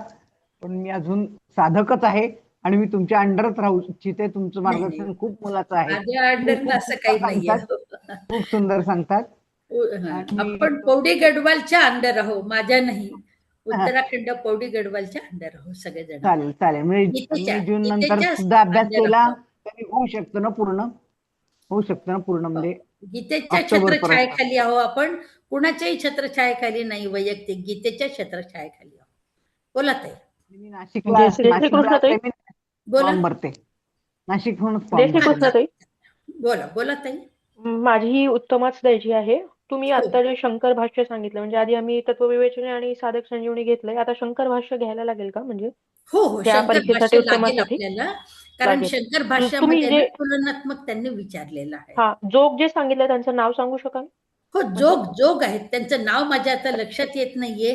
कारण मी अमेझॉनवर सर्च केलं आता, जोग नाही मिळत आहे ना मला, म्हणून आहे म्हणलं आहे तुम्ही नाव. मी सांगेल तुम्हाला, हिंदी नेर्लेकरकडे अच्छा. जोगांचं पुस्तक आहे. नेर्लेकर ही सगळी पुस्तकं ठेवतात पुण्यातले, आणि ते ऑनलाईन तुम्हाला पेमेंट केले तर पाठवतात सुद्धा. नेर्लेकर घरपोच पुस्तक येईल तुम्हाला, जोगांचं पुस्तक आहे. चालेल. आणखीन एक ताई, बोला. मुंबईच्या ग्रुपमध्ये आहे, तुमच्याकडे जर सबमिट केलं तर मार्क कळतात. आम्हाला नाही मुंबईच्या मार्क्स ग्रुपमध्ये कळत मार्क नाही. त्या वर्षी काय झालं की अगदी थोडे लोक होते, आणि आपण काय होतं की मी आता म्हणजे हा उल्लेख करण्याची मला सुद्धा योग्य वाटत नाही, बरोबर वाटत नाही मला पण ते असं बोलताना. पण मी आपली परीक्षा फीस जरी कमी असली तरी मी त्यांना 500 रुपये पाठवून देते की हो ताई, आपली फीस होते. कारण फीस आपली परीक्षेची माहिती आहे का, 25 पैसे, 50 पैसे, 75 पैसे, ₹1.25 आणि शेवटची ₹2 फीस आहे आपली. तेव्हा ही फीस इतकी कमी आहे, आणि ते आपल्याला एवढं सगळं देतात, ज्ञान आपल्याला त्यांच्यामुळे मिळतं, म्हणून मी एक रक्कम पूर्ण त्यांना 500, 700, 800 असे मी पाठवून देते. आणि कमी स्वाध्यायी होते पहिले वर्षी आपल्याकडे, त्यामुळे त्यांनी स्वतःहूनच आपल्याला ते मार्क लिस्ट पाठवली. अद्यापर्यंत त्यांनी कधी मार्क लिस्ट पाठवली नाही आम्हाला सुद्धा. सुरुवातीलाच फक्त काय ते, बाकी कधी मार्क लिस्ट पाठवली नाही. त्यामुळे आपल्या केंद्रावर मार्क मिळतात असं नाहीये बरं का. नाही, तुमच्याकडे होते मागच्या वर्षी. ठीक आहे, क्षमस्व ताई. नाही, जय या वर्षी श्रीकृष्ण, असं धन्यवाद. झालं पहिल्या वर्षी की आपले मेंबर्स खूपच थोडे होते, नवीन सुरुवात होती, मेंबर्स थोडे होते, आणि त्यामुळे त्यांनी त्या पैशामध्ये उरलेला मे बी, कारण वाटलं असेल त्यांना, आणि त्यांनी आपल्याला पाठवली मार्क लिस्ट. बोला. धन्यवाद ताई. हॅलो, माझा प्रश्न हा होता हा बोला. की मध्यमाचे अध्याय किती आहे? तसं काही नाहीये ना नाही मध्यमाला परीक्षेला? पूर्ण 18 अध्याय, पूर्ण 18 अध्याय. हो ना. आणि दुसरं म्हणजे माझं मार्कशीट न्यायचंय, विद्या कानवडे.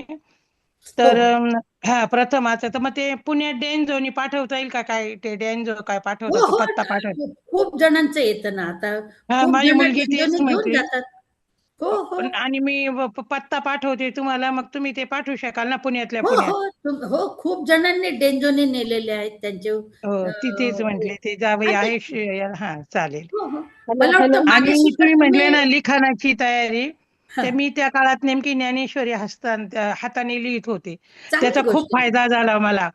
शाबाश, व्हेरी हो. Good, very good. आणि तुम्ही दुसरे म्हटले ना का खरंच ज्ञानेश्वरीचा अभ्यास असताना, जोग असू नये तर कुणी असो, तर सगळ्यांनी ज्ञानेश्वरीवरच केलेले आहे. तो असला तर बाकीचं काही जास्त हे करायची हेच नाही ना, त्याची तुलनाच होऊ शकत नाही ज्ञानेश्वरीची. तो वैयक्तिक भाग झाला. आपण तो वैयक्तिक भाग झाला, त्याच्याबद्दल आपण बोलू नये. बरोबर आहे ना, बोलू नये. आपल्याला तुलना कुठल्याही ग्रंथाची, कोणत्याही संताची, कोणत्याही परीक्षेची तुलना करायची नाहीये. तो आपला अभ्यास हा वैयक्तिक अभ्यास आहे, त्याची आणि तुलना परमार्थिक वाटचाल आहे ती, तुलना आपल्याला हे होईल ते. हो, कुठल्याही ग्रंथातला, कोणत्याही गीतेमधला तुम्ही अर्थ पाहाल तर अर्थ वेगळा नसणार, कोणत्याही ज्ञानेश्वरीतला अर्थ घ्याल तर अर्थ वेगळा नसणार.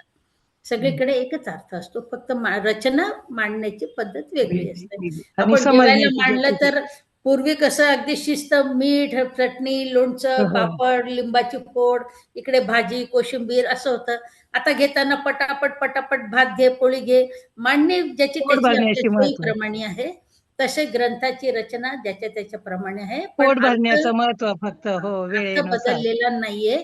तसं कुणीही मनामध्ये घेऊ नका आणि संभ्रमातही जाऊ नका, प्लीज. बरोबर आहे, अगदी बरोबर. धन्यवाद. धन्यवाद. नमस्कार हो. ताई. विद्याताई नमस्कार. नमस्कार ताई. खूप छान वाटलं तुम्हाला बघून. मी तुमची विद्यार्थिनी आहे. उषा माहितीये महाजन. मला. हो, आपण ह्याची पण परीक्षा देत आहे. हो, याला पण बसणार आहे. कारण तुम्हीच ओढ निर्माण केली आहे, तुम्हीच उत्सुकता निर्माण केली आहे आमच्या मनामध्ये आणि खरंच सगळं श्रेय तुम्हाला जातं ह्याचं. नाही मला फक्त प्रश्न एकच होता की 4 केंद्र कोणती आहेत? 4 केंद्र, एक आपलं मुंबईला आहे, संजीवनी परळीकर ठाण्यावरून चालवते ती. मुंबईच्या आसपासचे जे पनवेल, आता कोकणातला काही भाग, पनवेलचा भाग, ठाणं वगैरे असं सगळं आपलं मुंबई आपण तिकडे घेतो.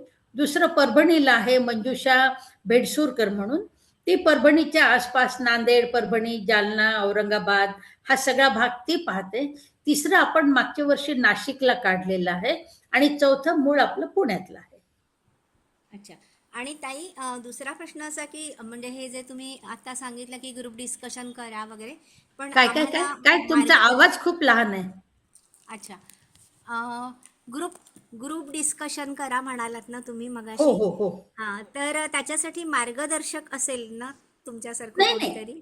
नाही, मी काय म्हटलं तुम्हाला की आता तुम्ही ऑनलाईन सगळेजण एकमेकांना व्हॉट्सअपवर बोलता, पाहता, ग्रुपवर चर्चा करता, व्हॉट्सअपच्या.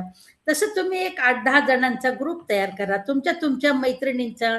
मग ती भले तुमच्या गावात असो किंवा बाहेरच्या गावात असो, तुमचे नातेवाईक आहे. आता तुम्ही दोघी जावा बसलाय, दोघी बहिणी आहेत, दोघी नंदा भावजाई आहेत. तुम्ही तुमच्या समूहाचा, मैत्रिणींचा एक ग्रुप करा आणि तुम्ही ते वाचा, लिहा, चर्चा करा आणि तुम्हाला अडलेला प्रश्न तुम्ही केव्हाही मला विचारा. मी नेहमी म्हणते, फक्त मला एक दिवस आधीच सांगा तुम्ही की हा प्रश्न आम्हाला तुम्ही उद्या मार्गदर्शन करा. म्हणून आपण यावर्षी वाटल्यास आपण एक वार ठरवूया आणि मग त्याच्यावर आपण चर्चा करूया एक दिवस. हरकत नाही तसं पण. म्हणजे रोज मार्गदर्शन नाहीये या नाही विषयावर? शक्यच होणार नाही. नाही, खरंच बरोबर आहे. नाही. मला कल्पना आहे तुम्ही किती बिझी आहात ते. नाही पूर्ण. बिझी म्हणून नाहीये. बिझी म्हणून नाही, बिझी कशाचं आलं. मी पण तुमच्यासारखीच एक सर्वसाधारण गृहिणी आहे, पण नाही रोज ताई, तेवढं नाही होऊ शकत आहो. तेवढं तुम्ही फार डेडिकेट वेगळ्या आहात. फार वेगळ्या आहात. तेवढं नाही करता येत रोज. बोला, हा. अजून कुणाला विचारायचंय? धन्यवाद ताई. धन्यवाद.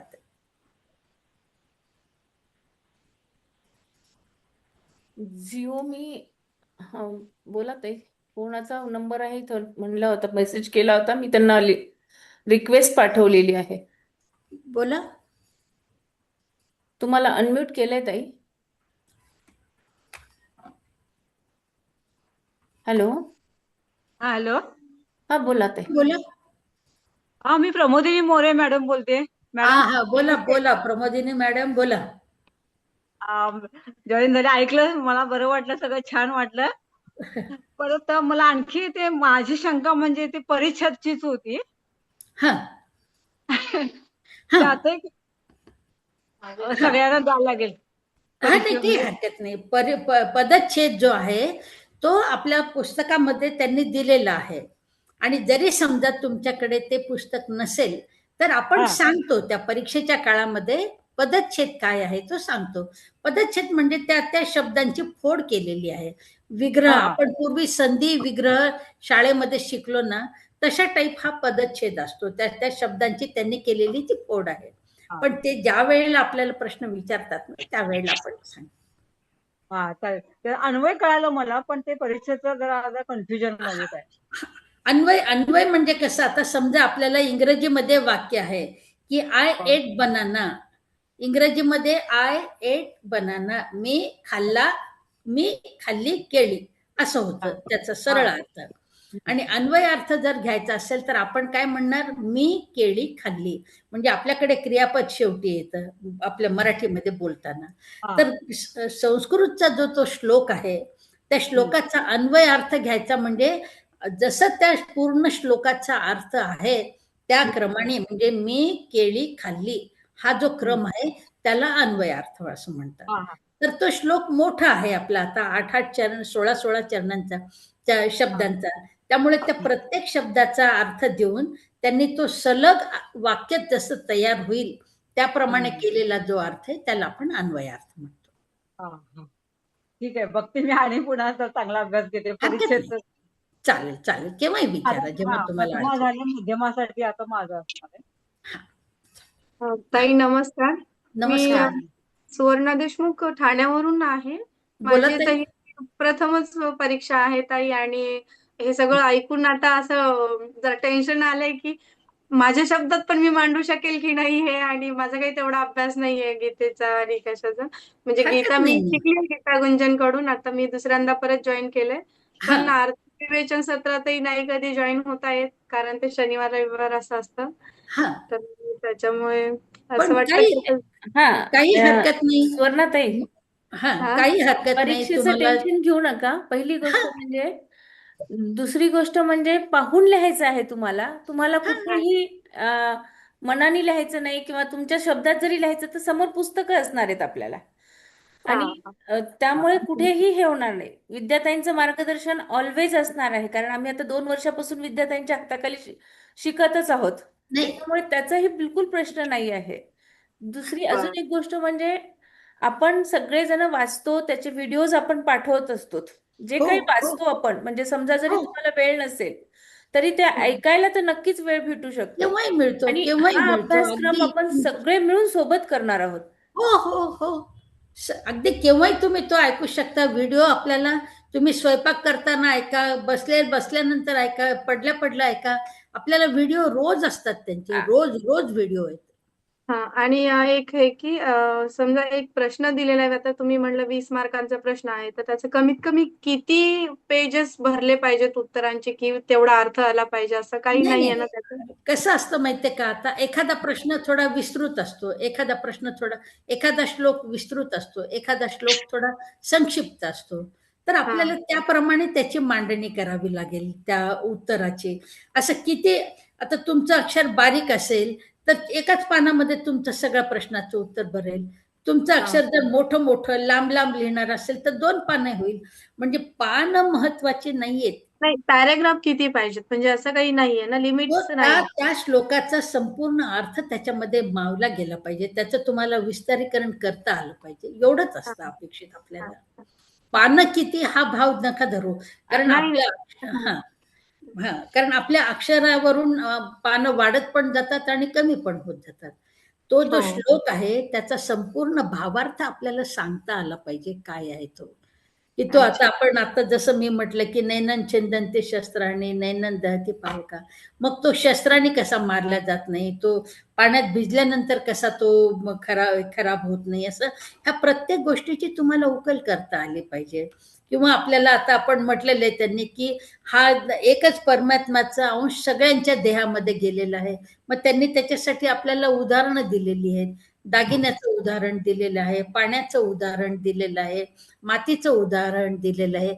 मग हे आपल्याला तिथे मांडता आलं पाहिजे की एकच सोनं आहे, पण त्याचे दागिने कितीतरी आहेत, पाटल्या, बांगड्या, तोडे, हार, नेकलेस, मंगळसूत्र, चैन, अंगठी, कितीतरी लिहू शकतो आपण. हे विस्तारीकरण आपल्याला तिथे करता आलं पाहिजे. अच्छा. आणि हे पुस्तकात आहे, हे मी तुम्हाला सांगते असं नाहीये, हे पुस्तकात आहे, सगळं पुस्तकात आहे. सगळं आता काही वाचायला गेलं ना की ते लक्षात राहत नाहीये एकतर, आणि असं होतंय ना की समजत पण नाहीये की नेमकं कशाचा अर्थ काय, आणि आपल्या शब्दात कसं मांडायचं परत हे. काही हरकत नाही. आपण एकदा दोनदा वाचायचा सराव केला ना की सरावाने ते शब्द आपल्या लक्षात येतात. मी तुम्हाला पुन्हा एकदा सांगते की तुम्हाला जेव्हा वाटेल ना त्यावेळेला तुम्ही लिहा. लिहिताना जेवढा माणूस कॉन्सन्ट्रेट होतो तेवढा वाचताना होत नाही. तो डोळे सगळे अक्षरावरून फिरतील पण मन तिसऱ्याच ठिकाणी गेलेलं असतं, तिथे एकत्र झालेलंच असतं, असं होत नाही. म्हणून तुम्ही लिहा, लिहिण्याचा सराव करा. तुम्ही जितकं लिहाल ना तितकं तुम्हाला ते मांडणी, त्याची ती रचना, कारण लिहू लागलात तुम्ही तो शब्द की तो बरोबर तुमच्या मनामध्ये तो येतो शब्द. नाही तर डोळे सगळ्या शब्दांवरून अख्खं पुस्तक तुम्ही पूर्ण वाचून काढलेलं असतं पण डोक्यात एकही शब्द गेलेला नसतो. म्हणून लिहिण्याचा सराव करा, थोडं तरी लिहा. मला एक विचारायचं होतं, तर पहिली सुरुवात पहिल्या अध्यायापासून रोज पहिले 4 अशी सुरुवात करायची का, म्हणजे श्लोक वाचून त्याचा एक अर्थ वाचून? म्हणजे काही डीप हरकत मध्ये नाही नाही ना. पण साधारण सुरुवात अशी करायची का? हो चालेल ना. आपण सलग जाऊ 4-4 श्लोक सलग घेऊ पहिल्यापासून करा किंवा मग पहिल्या आता अध्यायामध्ये फक्त आपल्याला संवाद दिलेला आहे तर दुसऱ्यापासून करा. म्हणजे मग अशा पद्धतीने अभ्यास करा की जो महत्वाचा आहे तो आधी करा, अशा पद्धतीने. हो ठीक आहे. हो पहिला नाहीतरी सगळे संवाद नाही जरी संवाद असले तरी पहिल्या अध्यायावर सुद्धा प्रश्न विचारले जातात की अर्जुनाला म्हणजे त्याची मनस्थिती कशी झाली जेव्हा त्याला हे झालं, तेव्हा मग तो एक एक सांगतो की माझं हे घसा कोरडा पडतोय, हातापायाला कंप येतोय. तर हे पहिल्या अध्यायामध्येच येतं आपल्याला. अर्जुनासारखी स्थिती सध्या माझी होती. नाही आपण सगळेजण अर्जुनच आहोत. आलं का लक्षात? नेर्लेकरांकडे पुण्याला अर्जुन पुस्तकं होती ना? बोला. नेर्लेकरांकडे पुण्यालाही मिळतील ना, कारण अमेझॉनवर ते एक 450चे आणि एक 290चे का 200चे आहे. नाही नेर्लेकरकडे सगळी पुस्तकं मिळतात. मी नेर्लेकरांचा नंबर देते, ते तुम्हाला सगळी पुस्तकं ऑनलाईन पाठवतात, ते घरपोच पाठवतात. पुण्यातच आहे, मी जाऊन घेऊन येऊ शकते, काही प्रश्न नाही. पण तुम्हाला जाण्या येण्याला जेवढा खर्च लागतो त्याच्यापेक्षा कमी खर्चात ते तुम्हाला घरपोच पाठवतात. कारण डेंजोचा जो चार्ज आहे ना तेवढाच ते घेतात. आता मी सांगते ना की मी साधारणतः 9 पुस्तकं त्यांच्याकडनं मागवली होती. तर मला 9 पुस्तकांचा म्हणजे खर्च तर मी ऑनलाईन पेमेंट केलं होतं त्यांना पूर्ण जे असेल ते. पण डेंजोचा खर्च मला 1,200 रुपये आला. विचार करा. मला जाण्यासाठी आणि येण्यासाठी पुण्यामध्ये कमीत कमी 200-400 रुपये जातात जाणं येण्यात. आणि वेळ. मग 400 रुपयापेक्षा आपल्याला 1,200 रुपयात पुस्तक घरपोच येतं आपल्याला. किंमत तर जी आहे ती कुठेही तुम्हाला द्यावी लागेल. त्याच्यात म्हणजे 2 किमतीची पुस्तकं अमेझॉनवर दिसली म्हणून गोंधळ झाला की त्यातलं घ्यायचं कुठलं असं. नाही नेर्लेकरकडे अगदी व्यवस्थित रेट मध्ये मिळतात पुस्तकं, काही प्रश्नच नाही. मी ते 450चं जे पुस्तक आहे ना ते अमेझॉन वरून मागवलं, पण दुसरं पुस्तक डिलिव्हर होत नाहीये अमेझॉन वरून. ते 90 रुपयेच ऍक्च्युअली त्याची किंमत आहे, पण अमेझॉन वर ते जास्त जाते, पण ते डिलिव्हर पण करत नाही. अमेझॉनची मला फारशी कल्पना नाही, मी त्या म्हणजे तिकडे अजून वळले नाही. अच्छा, मी मागवते ते म्हणून सांगते. नमस्कार. बोला ताई. मी वैशाली पाठक बोलते नागपूरहून. मी मध्यमाची परीक्षा दिली. मला तुम्हाला तुम्ही आता एवढंच हे सांगितलं सगळ्याच्यावरून आणि तुम्ही जे म्हणताय की तुम्हाला ते पैसे भरावे लागले, तर माझं असं म्हणणं आहे की आता आपण इतक्या जणी सगळ्या जणी आहोत आणि सगळ्या सधन याच्यातले आहेत, तर तुम्ही आमच्याकडनं घ्या ना पैसे.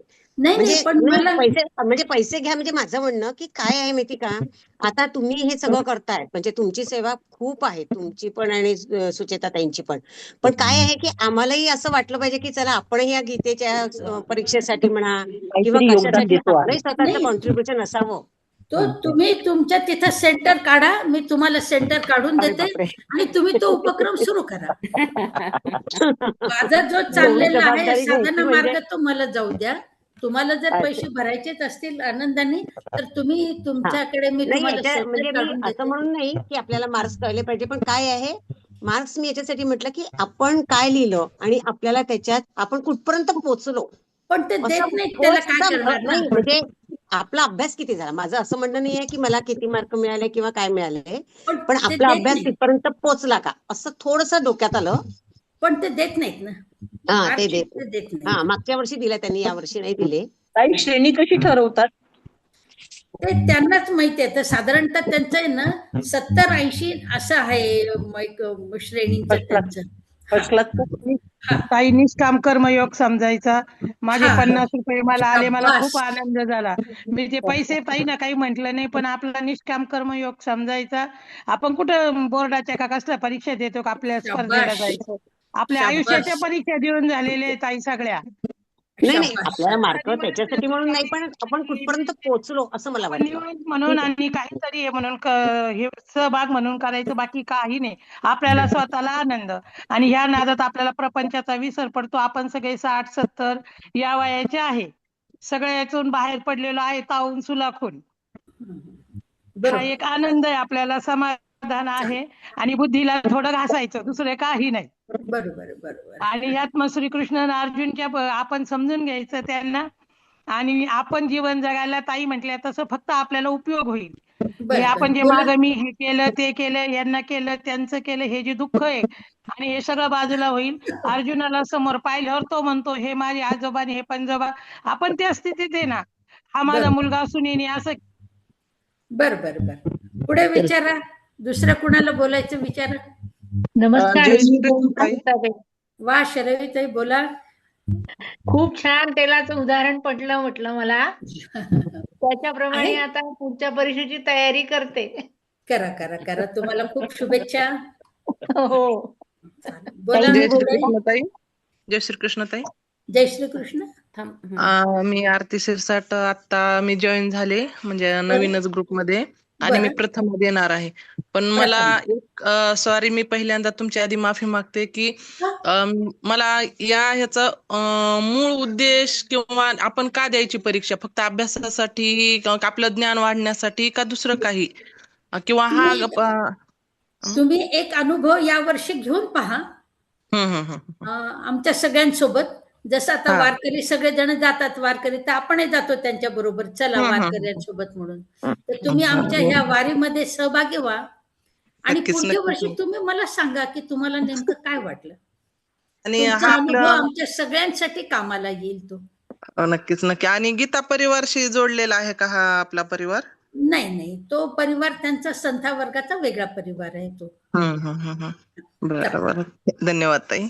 धन्यवाद. ताई नमस्कार. मी बोलू का ताई? हा, मी बोला. पुण्याहून बोलते. राजमाने. मी पण पहिल्यांदाच परीक्षा देते, पण तुम्ही सांगितल्यामुळं खूप छान वाटलं आणि सोपी परीक्षा वाटली. अवघड सोपीच वाटली आहे. पण सोपी वाटली ती. सोपी आहे, मराठीतून आहे, पाहून लिहायचं आहे, मन हो ताई. एकाग्र करून लिहायचंय, संपला. भरपूर वेळ आहे. हो ताई. हो, तुम्ही दोघी ताईंनी भरपूर छान कॉन्फिडन्स दिलाय आम्हाला आता. सुचिताताई म्हणजे ते आपल्या जात्याचा कसा खुंटा असतो ना, तसा आहे सुचिताताई म्हणजे जात्याचा खुंटा. तो मजबूत आहे आपला. हो हो ताई. धन्यवाद ताई. जय श्री कृष्ण. जय श्री कृष्ण. विद्याताई जय श्री कृष्ण. माधुरी कुलकर्णी बोलते. तुमच्या दोघींच्याच मार्गदर्शनाखाली, तुम्ही आणि सुचिताईंच्या मार्गदर्शनाखाली मी पण 2 प्रथम आणि मध्यमा पास झाले. उत्तमाला अभिनंदन. द्यायची आहे आणि तरी सुद्धा जी अर्जुनाची स्थिती, तिथं मी स्वतःला अर्जुनच समजते. अजून मला पहिल्या परीक्षेसारखंच थोडंसं त्याचं वाटतंय. पण तुमच्या एवढा आता विश्वास आहे की तुमच्या दोघींच्या मार्गदर्शनाखाली ही 3री पण परीक्षा चांगलं लिहू शकू. तुमचं मार्गदर्शन खूपच छान आहे. त्याच्यामुळं तुमचे दोघींचे खूप धन्यवाद की तुम्ही आम्हाला ह्या मार्गावर आणलेलं आहे. धन्यवाद. आणि तुमच्याच आधारावर आता मी ही उत्तमा पण मी देणार आहे. आम्ही मार्गामध्ये आणणारे नसतो आहोत. तो तुमच्या आयुष्यातला योग आहे की तुम्ही या मार्गामध्ये आलात. नाही, मार्गात आलोत, पण त्यालाच दर्शन करणारे तुम्ही दोघी, तुम्ही आणि नाही. सुचिताताई. प्रलोभन खूप असतात, ते सगळे हो सोडून ताई. तुम्ही या मार्गात आलात. हा तुमच्या आयुष्यातला चांगला आणि योग आहे. हे मला 2 पेपर लिहिताना ताई, तो जो अनुभव असतो 25 दिवस 25 रात्र, ते म्हणजे पूर्ण ग्रॅज्युएशन झालं, पोस्ट ग्रॅज्युएशन झालं, त्याचा काही आनंद कधीही मिळाला नाही. तो अगदी या बरोबर. 25 दिवसाचा आनंद आहे. अगदी बरोबर. आणि अगदी तो बरोबर. कोणत्या शब्दात व्यक्त सुद्धा करता येत नाही मला तर. अगदी खरंय. अगदी खरंय. हा, अगदी खरंय. त्याच्यामुळे तुमच्या दोघींचे खूप खूप धन्यवाद. आणि आता ह्या परीक्षेला सुद्धा तुमचा आशीर्वाद आमच्यावर असावेत. नक्कीच नक्कीच नक्कीच. बोला पुढे कोण आहे? धन्यवाद ताई. धन्यवाद. दीपा देशपांडे बोलते. हा, बोला. दीपा देशपांडे बोलते मी. अरे बोला दीपाताई बोला. मला शंकर भाषेचं पुस्तक घेणं पण आवश्यक आहे का? हा, घ्यावं लागतं, कारण ते तुलनात्मक शेवटच्या वर्षी विचारतातच. तुम्ही नाही जर समजा घेतलं तर जो प्रश्न तुलनात्मक असेल ना, त्याच्या पानाचा मी तुम्हाला फोटो काढून पाठवेल. तेवढ्या प्रश्नासाठी तुम्ही त्या पानाचा अभ्यास करू शकाल. पुस्तक घेऊ शकते, तसं काही नाही. पण ते ह्याला गोरखपूर आहे. नाही, काय होतं माहितीये का, की शेवटी नंतर पुस्तकं वाचणारे कोणी नसतात आणि आपल्या घरची पुढची पिढी ह्या मार्गाला येईलच असं पण सांगता येत नाही. मग पुस्तकं काय हा प्रश्न पडतो. लायब्ररीमध्ये द्यायचं म्हटलं ना, तर लायब्ररीयन सुद्धा आता लिस्ट द्या की आमच्याकडे आहेत, ही सोडून दुसरी द्या, म्हणजे वेगळंच हे होतं आपल्याला. पुस्तकं नेणारे सुद्धा नंतर कोणी नसतात. पण एक त्यामुळे काम तुम्हाला करू जर करू वाटत शकता असेल पण ना, ताई. तर आपण असं सुद्धा करतो की जो प्रश्न अडलेला आहे, विचारलेला आहे, त्या प्रश्नाचं आपण झेरॉक्स पान पाठवलं ना, की त्याच्यावरून तुम्हाला निश्चित चांगला अभ्यास करता येईल. काही हरकत नाही. ठीक आहे. ताई, मी बोलू मी नाशिकहून बोलतेय. मार्गदर्शन मिळालं नाही. बोला हॅलो. बोला वाटवेताई बोला. हा, नाशिकहून बोलतेय. बोला मी ताई. आता प्रथमा दिलेली आहे हो आणि मध्यमा द्यायची आहे. तर हो. मध्यमामध्ये किती जणी आहेत, त्यांचा ग्रुपची नावं कळली तर बरं होईल, म्हणजे आम्हाला आमचा ग्रुप करता येईल. बरं बरं. मी आपल्या नाशिक केंद्राच्या प्रमुख आपल्या कुमुदताई धर्माधिकारी आहेत. हा हा. मोहिनीताई सध्या ग्रुपमध्ये आहेत बहुतेक. कुमुदताई हा. धर्माधिकारी आहेत आपल्या नाशिकच्या प्रमुख, हा. तिथल्या केंद्र प्रमुख. आणि त्यांचं मागच्या वर्षी पहिलंच वर्ष होतं, त्यामुळे हो त्याही हो जरा नवीन असल्यामुळे थोडस वेळ लागला. आता या वर्षी बरोबर. तसं होणार नाही. या वर्षी आपला ग्रुप पण तयार होईल नाशिकचा, हा आणि मग त्या ग्रुपमध्ये तुम्हाला तुमची नावं पण कळतील. हा, म्हणजे मग आम्हाला आमची चर्चा करता सोपं जाईल. हो. कोण आणि आहे ते तुम्ही कळलं. या ग्रुपमध्ये जरी आलात चर्चेला, तरी वेगळं कोणीच नाही, सगळे आपण एकच आहोत, एकाच गीतेच्या छत्राखाली आहोत. फक्त सोयीसाठी म्हणून. आता तुम्ही नाशिकला आहात, मग तिथून हो. पेपर इकडे पाठवल्यापेक्षा तिथल्या तिथे तुम्हाला तो हा, सोपा जातो. आम्ही त्यांच्याकडेच जाऊन घेऊन आलो पेपर. या चालेल, ठीक आहे. उद्देशाने आपण हे वेगळे वेगळे केंद्र काढलेले आहेत. बाकी ताई काही नाही. ताई नमस्कार, जय श्रीकृष्ण. नमस्कार ताई, जय श्री हा, कृष्ण. मला असं म्हणायचं आहे की दरवर्षी बोला. आपण क्लास घेत असतो, रेग्युलर वर्ग घेत असतो वाचनाचे. तर यावर्षी आपण वाचनाचे वर्ग घेणार आहोत का? हो, सुचिताताई मुळे आहेत ना आपल्या, प्रश्नच हो नाही. का? कधीपासून सुरू होणार आहे ते वर्ग? त्या सांगतील, आता आपल्याला ग्रुपवर सांगतील त्या. बरं बरं, ठीक आहे. आणि कोणत्या प्रश्नामधून सुरू होणार आहे ते पण पाहायचं आहे तुम्हाला. हो, सांगतील उद्या सांगतील. किंवा निश्चित परवापासून निश्चित आपण सुरू करूयात. निश्चित. आणि हा, पुस्तक ताई? वैजंती ताई, हा हो. वैजंती ताई पूर्ण हे सांगणार आहेत तुम्हाला शेड्यूल. अच्छा अच्छा. हा. आणि प्रतिभा अलबते ताई पण आहेत, तर त्या दोघी मिळून सांगतील तुम्हाला. बरं बरं, काही हरकत नाही. जय श्रीकृष्ण. ताई मी बोलू का? हा बोला. हा. या मी सातारला असते, बोला. तर मला पुण्याच्या केंद्राशी कॉन्टॅक्ट करावं लागेल का? हो, साताऱ्याचं पुण्यालाच येते. हा, कारण इथं काही मला म्हणजे नाही आढळत आहे कुणी आहे नाही असं. नाही नाही नाही, दुसरं तिकडे नाहीये अजून केलेलं. तुमच्या तिथे मेंबर्स असतील जास्तीचे, तर मग आपल्याला केंद्र काढता येईल, पण तसं हे नाही. नाही, तुम्ही माझ्याकडे बरं. पाठवू शकता. हा ताई, बरं. एकच मग प्रश्न अजून एक विचारायचा आहे. तुमचा कॉन्टॅक्ट नंबर मला मिळेल का? हो हो, सगळ्यांना देतो आपण, तो पूर्ण देतो. सगळ्यांना आपण कॉन्टॅक्ट नंबर वगैरे ग्रुपवरतीच मिळेल का? हो हो, आपल्या ग्रुपवर मिळतो तो. बर. आणि दुसरं मला विचारायचं होतं की त्याच्याच आधी तुमच्या ग्रुपवरती दुर्गा सप्तशतीच्या क्लासच्या संबंधी टाकलेलं आहे, त्या क्लासची वेळ काय आहे? ते त्या ग्रुपच्या त्या फोन नंबर दिला ना ताई, तिथेच तुम्हाला विचारावं लागेल. आपण फक्त माहितीसाठी म्हणून टाकतो.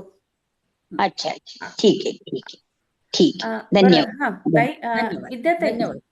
एक हा प्रश्न आहे की बरेच जण हे पण आहेत, गुजराती आहेत, हिंदी आहेत, इंग्लिश हो, मधून हो, आहेत, हो. तमिळ पण आहेत सध्या, आणि कन्नडा पण आहेत.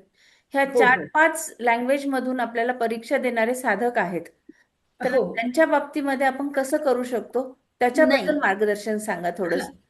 तुम्ही काल तो प्रश्न मला विचारल्यामुळे मी त्यांची पुस्तिका पाहिली आज काढून मुद्दाम, कारण माझ्याकडे आता 2011 पासूनच ते पुस्तक होतं. त्याच्यानंतर कधी काढायचं काम पडलं नाही. मी पाहिलं आता, तर किमान त्यांच्याकडे 30 तरी स्वाध्यायी एका केंद्रावरून ते बसणारे असावेत त्या भाषेचे, तरच ते घेतात, नाही तर नाही. हा, हो का? म्हणजे असं एक किंवा 2-2, 1 किंवा 2 असं घेऊ शकत नाहीत का? नाही नाही नाही नाही. अच्छा, फक्त मराठी हिंदी चालतं तसं. हिंदी बाकी चालतं मग समजा. आता ह्याचे त्यांना पूर्ण 30 जणांचा ग्रुप, तिथे ते केंद्र, आणि मग त्याच्यावरून त्यांना ते सुरू करावं लागतं. अच्छा, तर मग आता हिंदी जर समजा जे हो, हो. बसणारे आहेत, तर त्यांनी हिंदी मधून जर तुम्हाला पाठवले तर चालू शकतील? हो हो हो हो, मराठी हिंदी दोन्ही भाषेतून आपल्याकडून जातात उत्तरपत्रिका. हा, म्हणजे त्याप्रमाणे त्यांना मला सांगायला की तुम्ही हिंदी मधून लिहू शकाल. हो, इंग्लिश हा नाहीये बहुतेक ना अजूनपर्यंत तरी घेतला नाही कोण आपण. ताट पाहिजे होती ग? कोण ताट पाहिजे? अजून आपण घेतलेला नाहीये हे, पण आपल्या म्हणजे केंद्रामधून गेलेलाच नाहीये समजा. नाही नाही, हिंदी नाहीच, मराठी आणि हिंदी आपलं मराठी. इंग्रजी नाही, मराठी आणि हिंदी दोनच भाषेत बरं पाठवतो. बरं चालेल. चालेल, बोला. चालेल, थांबूयात मग आपण इथे आता. हो, वैजंती अजून 4 हात दिसत आहेत. पद्मा सावंत. नाही, त्यांनी नुसते हँड रेस करून ठेवलेले आहेत. हा, अच्छा अच्छा, ठीक आहे ठीक आहे, चालेल. बोला चालेल, दादा. चालेल. नंदकिशोर दादा. ताई, मी मध्यमा परीक्षा दिली होती डिसेंबर 25 मध्ये. मला निकाल समजला नाही अजून. मला आपण सगळ्या ग्रुपवर पाठवलं ना निकाल? या ग्रुप मध्ये निकाल नाहीये. उत्तराखंड पाहिलं मी. तुम्ही कुठल्या ग्रुप मधून दिले दादा परीक्षा? मी पाठवते तुम्हाला पुन्हा वैयक्तिक, पण तुमच्या नावासहित आपण रिझल्ट दिलेला आहे. आपल्या ग्रुपवरच टाकलेला आहे रिझल्ट. तरी मी तुम्हाला पुन्हा पाठवते. हा, ज्या ग्रुप मध्ये जी लिंक आली ना त्याच्यामध्ये तो रिझल्ट दिसला नाही मला, म्हणून फोन केला मी. हरकत नाही, मी तुम्हाला पुन्हा वैयक्तिक पाठवते. हो, धन्यवाद ताई. धन्यवाद. ओके, ठीक आहे. अजून काही कोणाला सांगायचं आहे? ताई, जय श्री कृष्ण ताई. हॅलो. हा, जय श्री कृष्ण ताई. मी सुदर्शना सावंत मुंबईवरूनच बोलते. मी प्रथमा देणार आहे पहिल्यांदाच. म्हणजे अजून मी सध्या संभ्रमात आहे, काय कसं करावं काय नाही ते कळत नाही मला.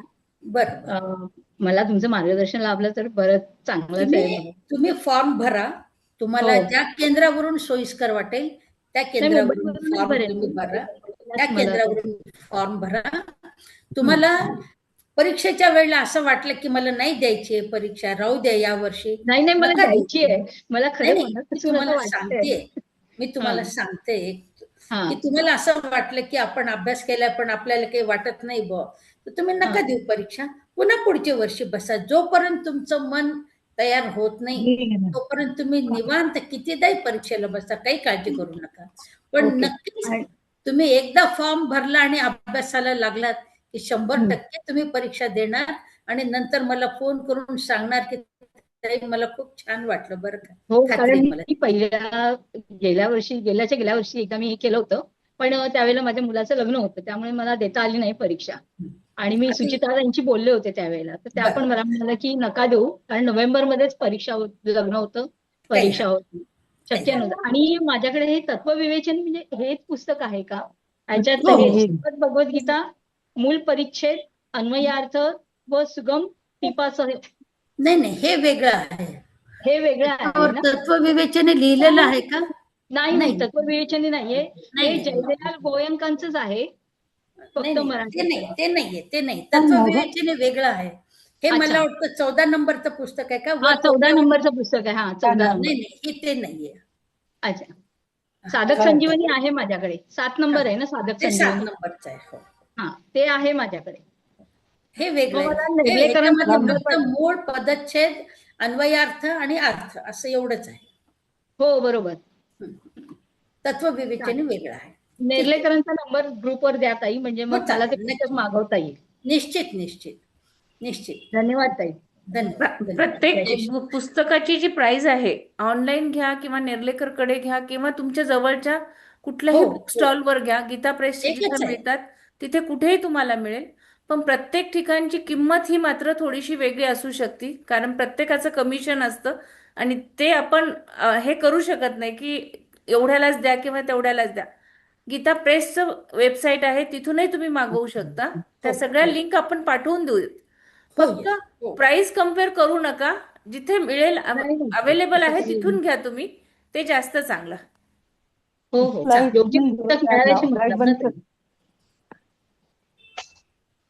चालेल. अजून कोणाला काही बोलायचं? माझ्या मते सगळ्यांचे झाले असणार आहेत. हो, आता वैजयंतीताई सांगतील. उद्याचा क्लास म्हणा, परवाचा पासून क्लास. आणि अलबत्तेताई आल्या नाहीत का? प्रतिभाताई दिसत नाहीये. सौम्या अलबत्तेताई आलेल्या आहेत, पण कोण आहे? प्रतिभाताईच आहेत का? काय ते सौम्या नावाने होतं मगाशी तू म्हणाली हो, तसं. ते मी पिनअप करून ठेवले ना. हो ना, सौम्या नावाने मीच आहे. हा, मी तेच म्हणलं, कारण तुम्हाला व्हिडिओ ऑन ठेवायला सांगितलं मी. मी काय म्हणते सुचिता, प्रत्येक ह्याच्यात प्रथमा मध्यमामध्ये आपण एक किंवा दोघी जणींना हेड करू की त्या पूर्ण लिंक टाकणे आणि नाही ताई आहेत ना, मीटिंग तालबते चालू ताई करणे. आहेत आणि नाही, ते हा आमचं उत्तमाचं आहे. ते आमचं उत्तमाचं होईल. पण प्रथमाचं आणि द्वितीयेचं किंवा मग आम्ही काही दिवस त्यांना मदत करू, असं करावं लागेल. ताई एक सांगू का, हो. उत्तमा प्रथमा आणि सगळा सिलेबस सारखाच आहे. प्रत्येकाने आपापल्या ठिकाणी ग्रुप जर केले तर हरकत नाही, पण ज्यांना यायचं त्यांना एकाच ठिकाणी येऊ द्या, सगळ्यांना हा वाटप करू द्या, ते अगदी जास्त बरोबर योग्य राहील. हा अगदी बरोबर अगदी बरोबर हा अगदी की बरोबर बरं, तसं करू. त्यामध्ये काय होईल की सगळ्यांना एकाच छत्राखाली वाचन अगदी होईल, त्यानिमित्ताने अभ्यास होईल. अगदी अगदी बरोबर अगदी बरोबर. ज्यांना जिथं जसं सोयीस्कर असेल हा त्यांनी तसा आपला अभ्यास करावा, आपल्या सोयीप्रमाणे करा. बरं, ठीक आहे. हा चालेल. आता उद्या तरी 3 वाजता करूया. उद्या हो 3 वाजता, कारण की कधीतरी सुरुवात करायला पाहिजे. हा हा ते मात्र तुम्ही जोपर्यंत अगदी, आणि ते काम तुम्ही जास्त छान करू शकता, कारण तुमच्यामुळेच आमचं होतं खरं सांगायचं झालं तर. ताईंचा अनुभव एवढा मोठा आहे आणि मागे लागून अक्षरशः हातामध्ये छडी घालून, सुचिता तू हे केलंच पाहिजे. आणि त्यामुळेच झालं खरं सांगायचं तर. माझ्या पाठीमागे विद्याताई आहे. मी प्रत्येकाच्या पाठीमागे एक एक जण भगवंत आहेत, असं आहे ते. त्याच्याशिवाय गाडी पुढे जात नाही, इंजिन सुरूच होत नाही, असं आहे ते. म्हणून नाही, चालेल, विद्यार्थ्यांचं करूया उद्या. मार्गदर्शन हे तर हा अफाट आहे, त्याच्यामुळे प्रश्नच हा नाही आहे. प्रश्न आपण करूया सगळेजण मिळून व्यवस्थित पार पाडूया हा आपलं हे. हा आणि आपला रोजचा जो क्लास असेल तो रोजचा क्लास तर चालूच ठेवूया, म्हणजे हा मग हो ज्याला जेव्हा वेळ मिळेल तेव्हा तो ऐकेल आणि तो त्याचा फायदा घेईल. बरोबर बरोबर. ताई 3 चालेल. ते 4 वेळ ठेवली तर उत्तम होईल कृपया. हो 3 ते 4 शिवाय दुसरी वेळच नाही ते आपल्याकडे, 3 ते 4च असणार. हा हो हो धन्यवाद. चालेल. चालेल. दीदी जय श्री कृष्ण। जय श्री कृष्ण। मैं ज्योति कुमार जानी बोल रहा हूँ और हमारे वाइफ का नाम जयाबेन जानी है। मैं दोनों दीदी को पहले तो जय श्री कृष्ण करता हूँ, विद्या दीदी, सुचिता दीदी। और ये मैं कहना चाहता हूँ कि गीता में जो भी एग्जामिनेशंस होते हैं, हमने गीता व्रति दी है, हमने गीता की ये जो श्लोकांक एग्जाम है विचक्षण की वो दी है, अवरोही एग्जाम दी है, और अर्था की एग्जाम अभी तैयारी हो रही है हमारी। तो हमारा ये कहना है कि जो ये गीता का जो भी अभ्यास हम करते हैं, सभी साधक गण को मेरी के प्रार्थना है कि ये एक भक्ति है, एक पूजा है, एक प्रार्थना है और एक ध्यान है। तो ये चार चीज हम कर रहे हैं, ये चार चीज हम कर रहे हैं, परीक्षा नहीं दे रहे हैं हम। यही तो हम बार बार कहते हैं। हाँ, बस ये मेरी सब साधक से यही विनती है कि हम आप ये बार बार भक्ति ये कहते हैं कि परीक्षा, मार्क, गुण कम ज्यादा, ये इस बात पे मत जाओ। हमें कंपटीशन नहीं है ये। गीता का समझना है और उसका अनुसरण करना है, अपने जिंदगी में, अपने जीवन में अनुकरण करना है। ये महत्व है, इसके लिए गीता पढ़नी है। ये जो परीक्षा इसलिए है कि परीक्षा के कारण हम लिखते हैं और उसमें कॉन्सेंट्रेट, एकाग्र होते हैं लिखते टाइम, इसलिए परीक्षा है। मार्क के लिए परीक्षा नहीं है, गीता समझने के लिए है, गीता अनुकरण करने के लिए है। अनुकरण करने। बहुत बढ़िया बात कही आपने, बड़ा अच्छा लगा आपके बात सुनकर। जय श्री कृष्ण दीदी, मैं वाइफ हूँ। आप कहाँ से बात बोल कर रहे रही हो? हूँ कि मुझे एग्जाम देना है। हाँ। मैं अहमदाबाद रहती हूँ। बहुत बढ़िया बात तो की मुझे आपने, एग्जाम बहुत कैसे बढ़िया देना? बात की। पूरा अभी जितना भी टाइम अभी जो चर्चा हुई ना, उसका सार आपने कहा है। एक ही शब्द में वही है। बोला है। बस पूरा एक ही शब्द में। और यही हम बार बार कहना चाहते हैं कि गीता हमें समझनी है, अनुकरण करना है। परीक्षा मार्क के लिए नहीं है, वो तो उस टाइम का भाव है उसका। परीक्षा मार्क देने वाले का जो अच्छा मूड है तो ज्यादा देता है, नहीं है तो कम देता है। हम तो गीता खुद पढ़ते हैं, करीबन 7-8 साल से हैं, बहुत और बढ़िया उसके बात। बाद हम गीता पढ़ने को प्रेरित करते हैं बहुत सारे लोगों को, बच्चे यही को तो भी, यंग कहा मैन है। को भी, चिल्ड्रन को भी और एजेड लोगों को भी। और यही प्लस जो गीता में जो छुपा हुआ है रहस्य, जो भावार्थ है, वो होता है, इतना हम पालन भी करने का प्रयत्न करते हैं और दूसरे को वो भी पालन करने का करवाते हैं प्रयत्न। 18वें अध्याय में तो 18वें अध्याय में तो यही कहा है भगवान ने कि बस हाँ जिसको सीखने की इच्छा है उसे बताओ, दूसरों के पीछे मत जाओ। यही नहीं, हमें अर्जुन करना वही है। बोल रहे हैं ना, हम सब अर्जुन हैं, जैसे आपने कहा, तो बस वही बोल रहे हैं ना कि हम सब अर्जुन। नष्टो मोह स्मृति लब्धा। हाँ बराबर है, बिल्कुल बिल्कुल, हम सब अर्जुन हैं, अभी तक भी है और जिंदगी भर अर्जुन ही रहेंगे। हाँ, और परिचय वचनम, तब आप कहेंगे वो हम मैम सब करेंगे भगवान, बस यस, वही बिल्कुल सही बात कही आपने, बड़ा अच्छा लगा आपकी बातें सुनकर, बड़ा अच्छा लगा। पूरे 1.5 घंटे का जो सार है वो आपने बता दिया सबको। हम गुजराती हैं, जरा जरा मराठी एकदम फ्लुएंट। मैं मुंबई में नेहरू प्लानिटरी में डायरेक्टर हूँ, मराठी मुझे आता है, मुंबई में 45 ईयर्स रहा हूँ, पर इतना फ्लुएंट मराठी एकदम नहीं बोल सकता हूँ चर्चा करने के लिए, तो इसके लिए मैंने हिंदी में मेरा नहीं कोई बात नहीं, बड़ा अच्छा लगा आपको सुन के, बड़ा अच्छा लगा।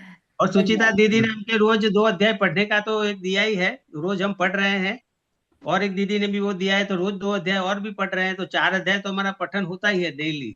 बिल्कुल बिल्कुल। और हमारा क्लास रोज चलता है 3 से 4 बजे तक, रोज सुचिता ताई का क्लास रहता है। वो बाद में भी आप कभी जब भी टाइम आपको मिलता है तब भी सुन के आप पढ़ाई कर सकते हो। ऐसे कोई ये नहीं है कि आप नहीं ज्वाइन हो सके, कोई बात नहीं, आप बाद में भी सुनकर वो उसका लाभ ले सकते हैं।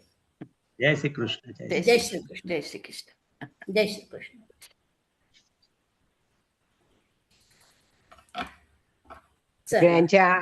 सगळ्यांच्या प्रश्नांचं निवारण झालं आणि परीक्षा कशी द्यायची, अभ्यास कसा करायचा, हे सगळं कळलंय. फक्त आता उद्यापासून कोण कोण लिहायला सुरुवात करतं आणि कोण कोण बोलतं, कोण कोण श्लोकांचा गोषवारा घेतं, ते आपण आता उद्यापासून पाहूया. आणि ते काही सिरियसली केल्याशिवाय होणार नाही. नुसतं त्याच्यात बडबड करून काही नाहीये. नियोजन करूया, आपण एक नियोजन करूया आणि त्या नियोजनाप्रमाणे जात गेलो ना की लिहिणं महत्वाचं आहे. लिहिणं महत्वाचं आहे. तुम्ही बोललात म्हणजे तुम्ही ऐकलं नाही ऐकलं भाग निराळा आहे, पण तुम्ही लिहून काढणं महत्वाचं, लिहिणं फार महत्वाचं आहे, कारण त्याच्याशिवाय मन एकाग्र होतच नाही. होत नाही, बरोबर आहे. लिहिल्याशिवाय मन एकाग्र होत नाही. हा श्लोक घेऊ का समारोप? हो, आधी ताईचे हे ताईंचा आभार. नाही हो, आभार अजिबात नाही. तुम्ही सगळे एवढ्या उत्साहाने परीक्षा देताय, ही किती मोठी गोष्ट आहे. खास तर आपल्याला मार्ग भगवंतांनी सांगितलंय की सगळ्यांना प्रेरित करायचंय आणि या मार्गामध्ये आणायचंय. तेच कार्य आपण करतोय. तिथे कोणाचे धन्यवाद नाही. धन्यवाद नाहीये ताई, पण खरंच तुमचे इतके मोलाचे हे आहेत, मार्गदर्शन आहे. आणि नुसतंच ह्या ठिकाणी नाहीये, साधक संजीवनी हा विषय आहे म्हणून नाही आहे, तर प्रत्येक ठिकाणी आहे. आणि त्या मार्गावर खरंच चालावंसं वाटायला लागले, तर याच्यासाठी तुमचे आभार आहे. आपण एक निश्चित करू की आमचं हे ठरलं ना 19 आपलं 305 की ते आपण आपल्या सगळ्या ग्रुपवर घेऊ, म्हणजे सगळ्यांना त्याचा लाभ घेता येईल आपल्याला. कारण ते साराचं सार येणार आहे आपल्याकडे ते सगळं. आता सुचिता ताईंशी बोलणं झालेलं आहे आणि सुचिता पण आपल्याला त्या बाबतीत सहकार्य करणार आहेत पूर्ण. त्यांचं नेहमीच असतं, प्रश्नच नाही. अजून त्याच्यामध्ये भर त्यांच्या सहकार्याची. चालेल, ते आपण निश्चित घेऊ. मात्र 19 तारखेपासून तो उपक्रम आहे.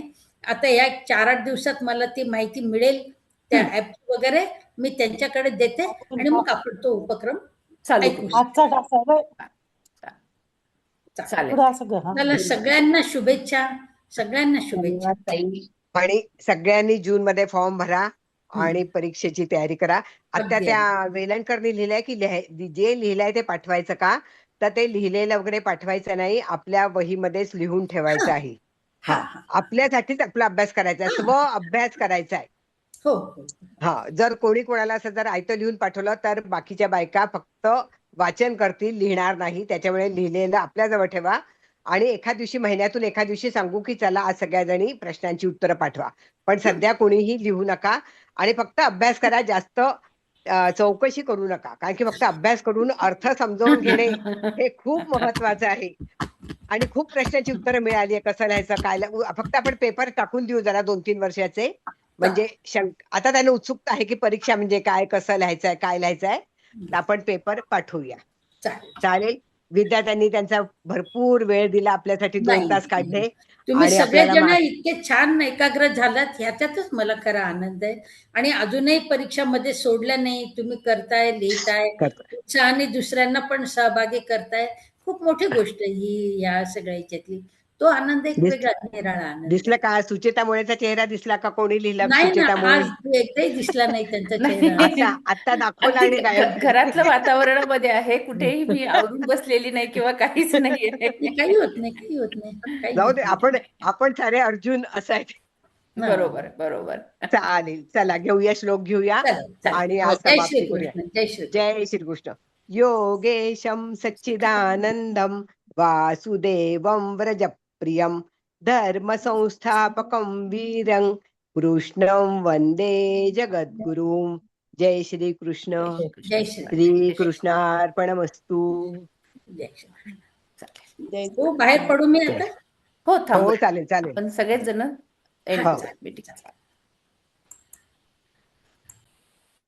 आता आपण आपले हे करूया, टाइम टेबल करूया आणि त्याप्रमाणे करूया. हो.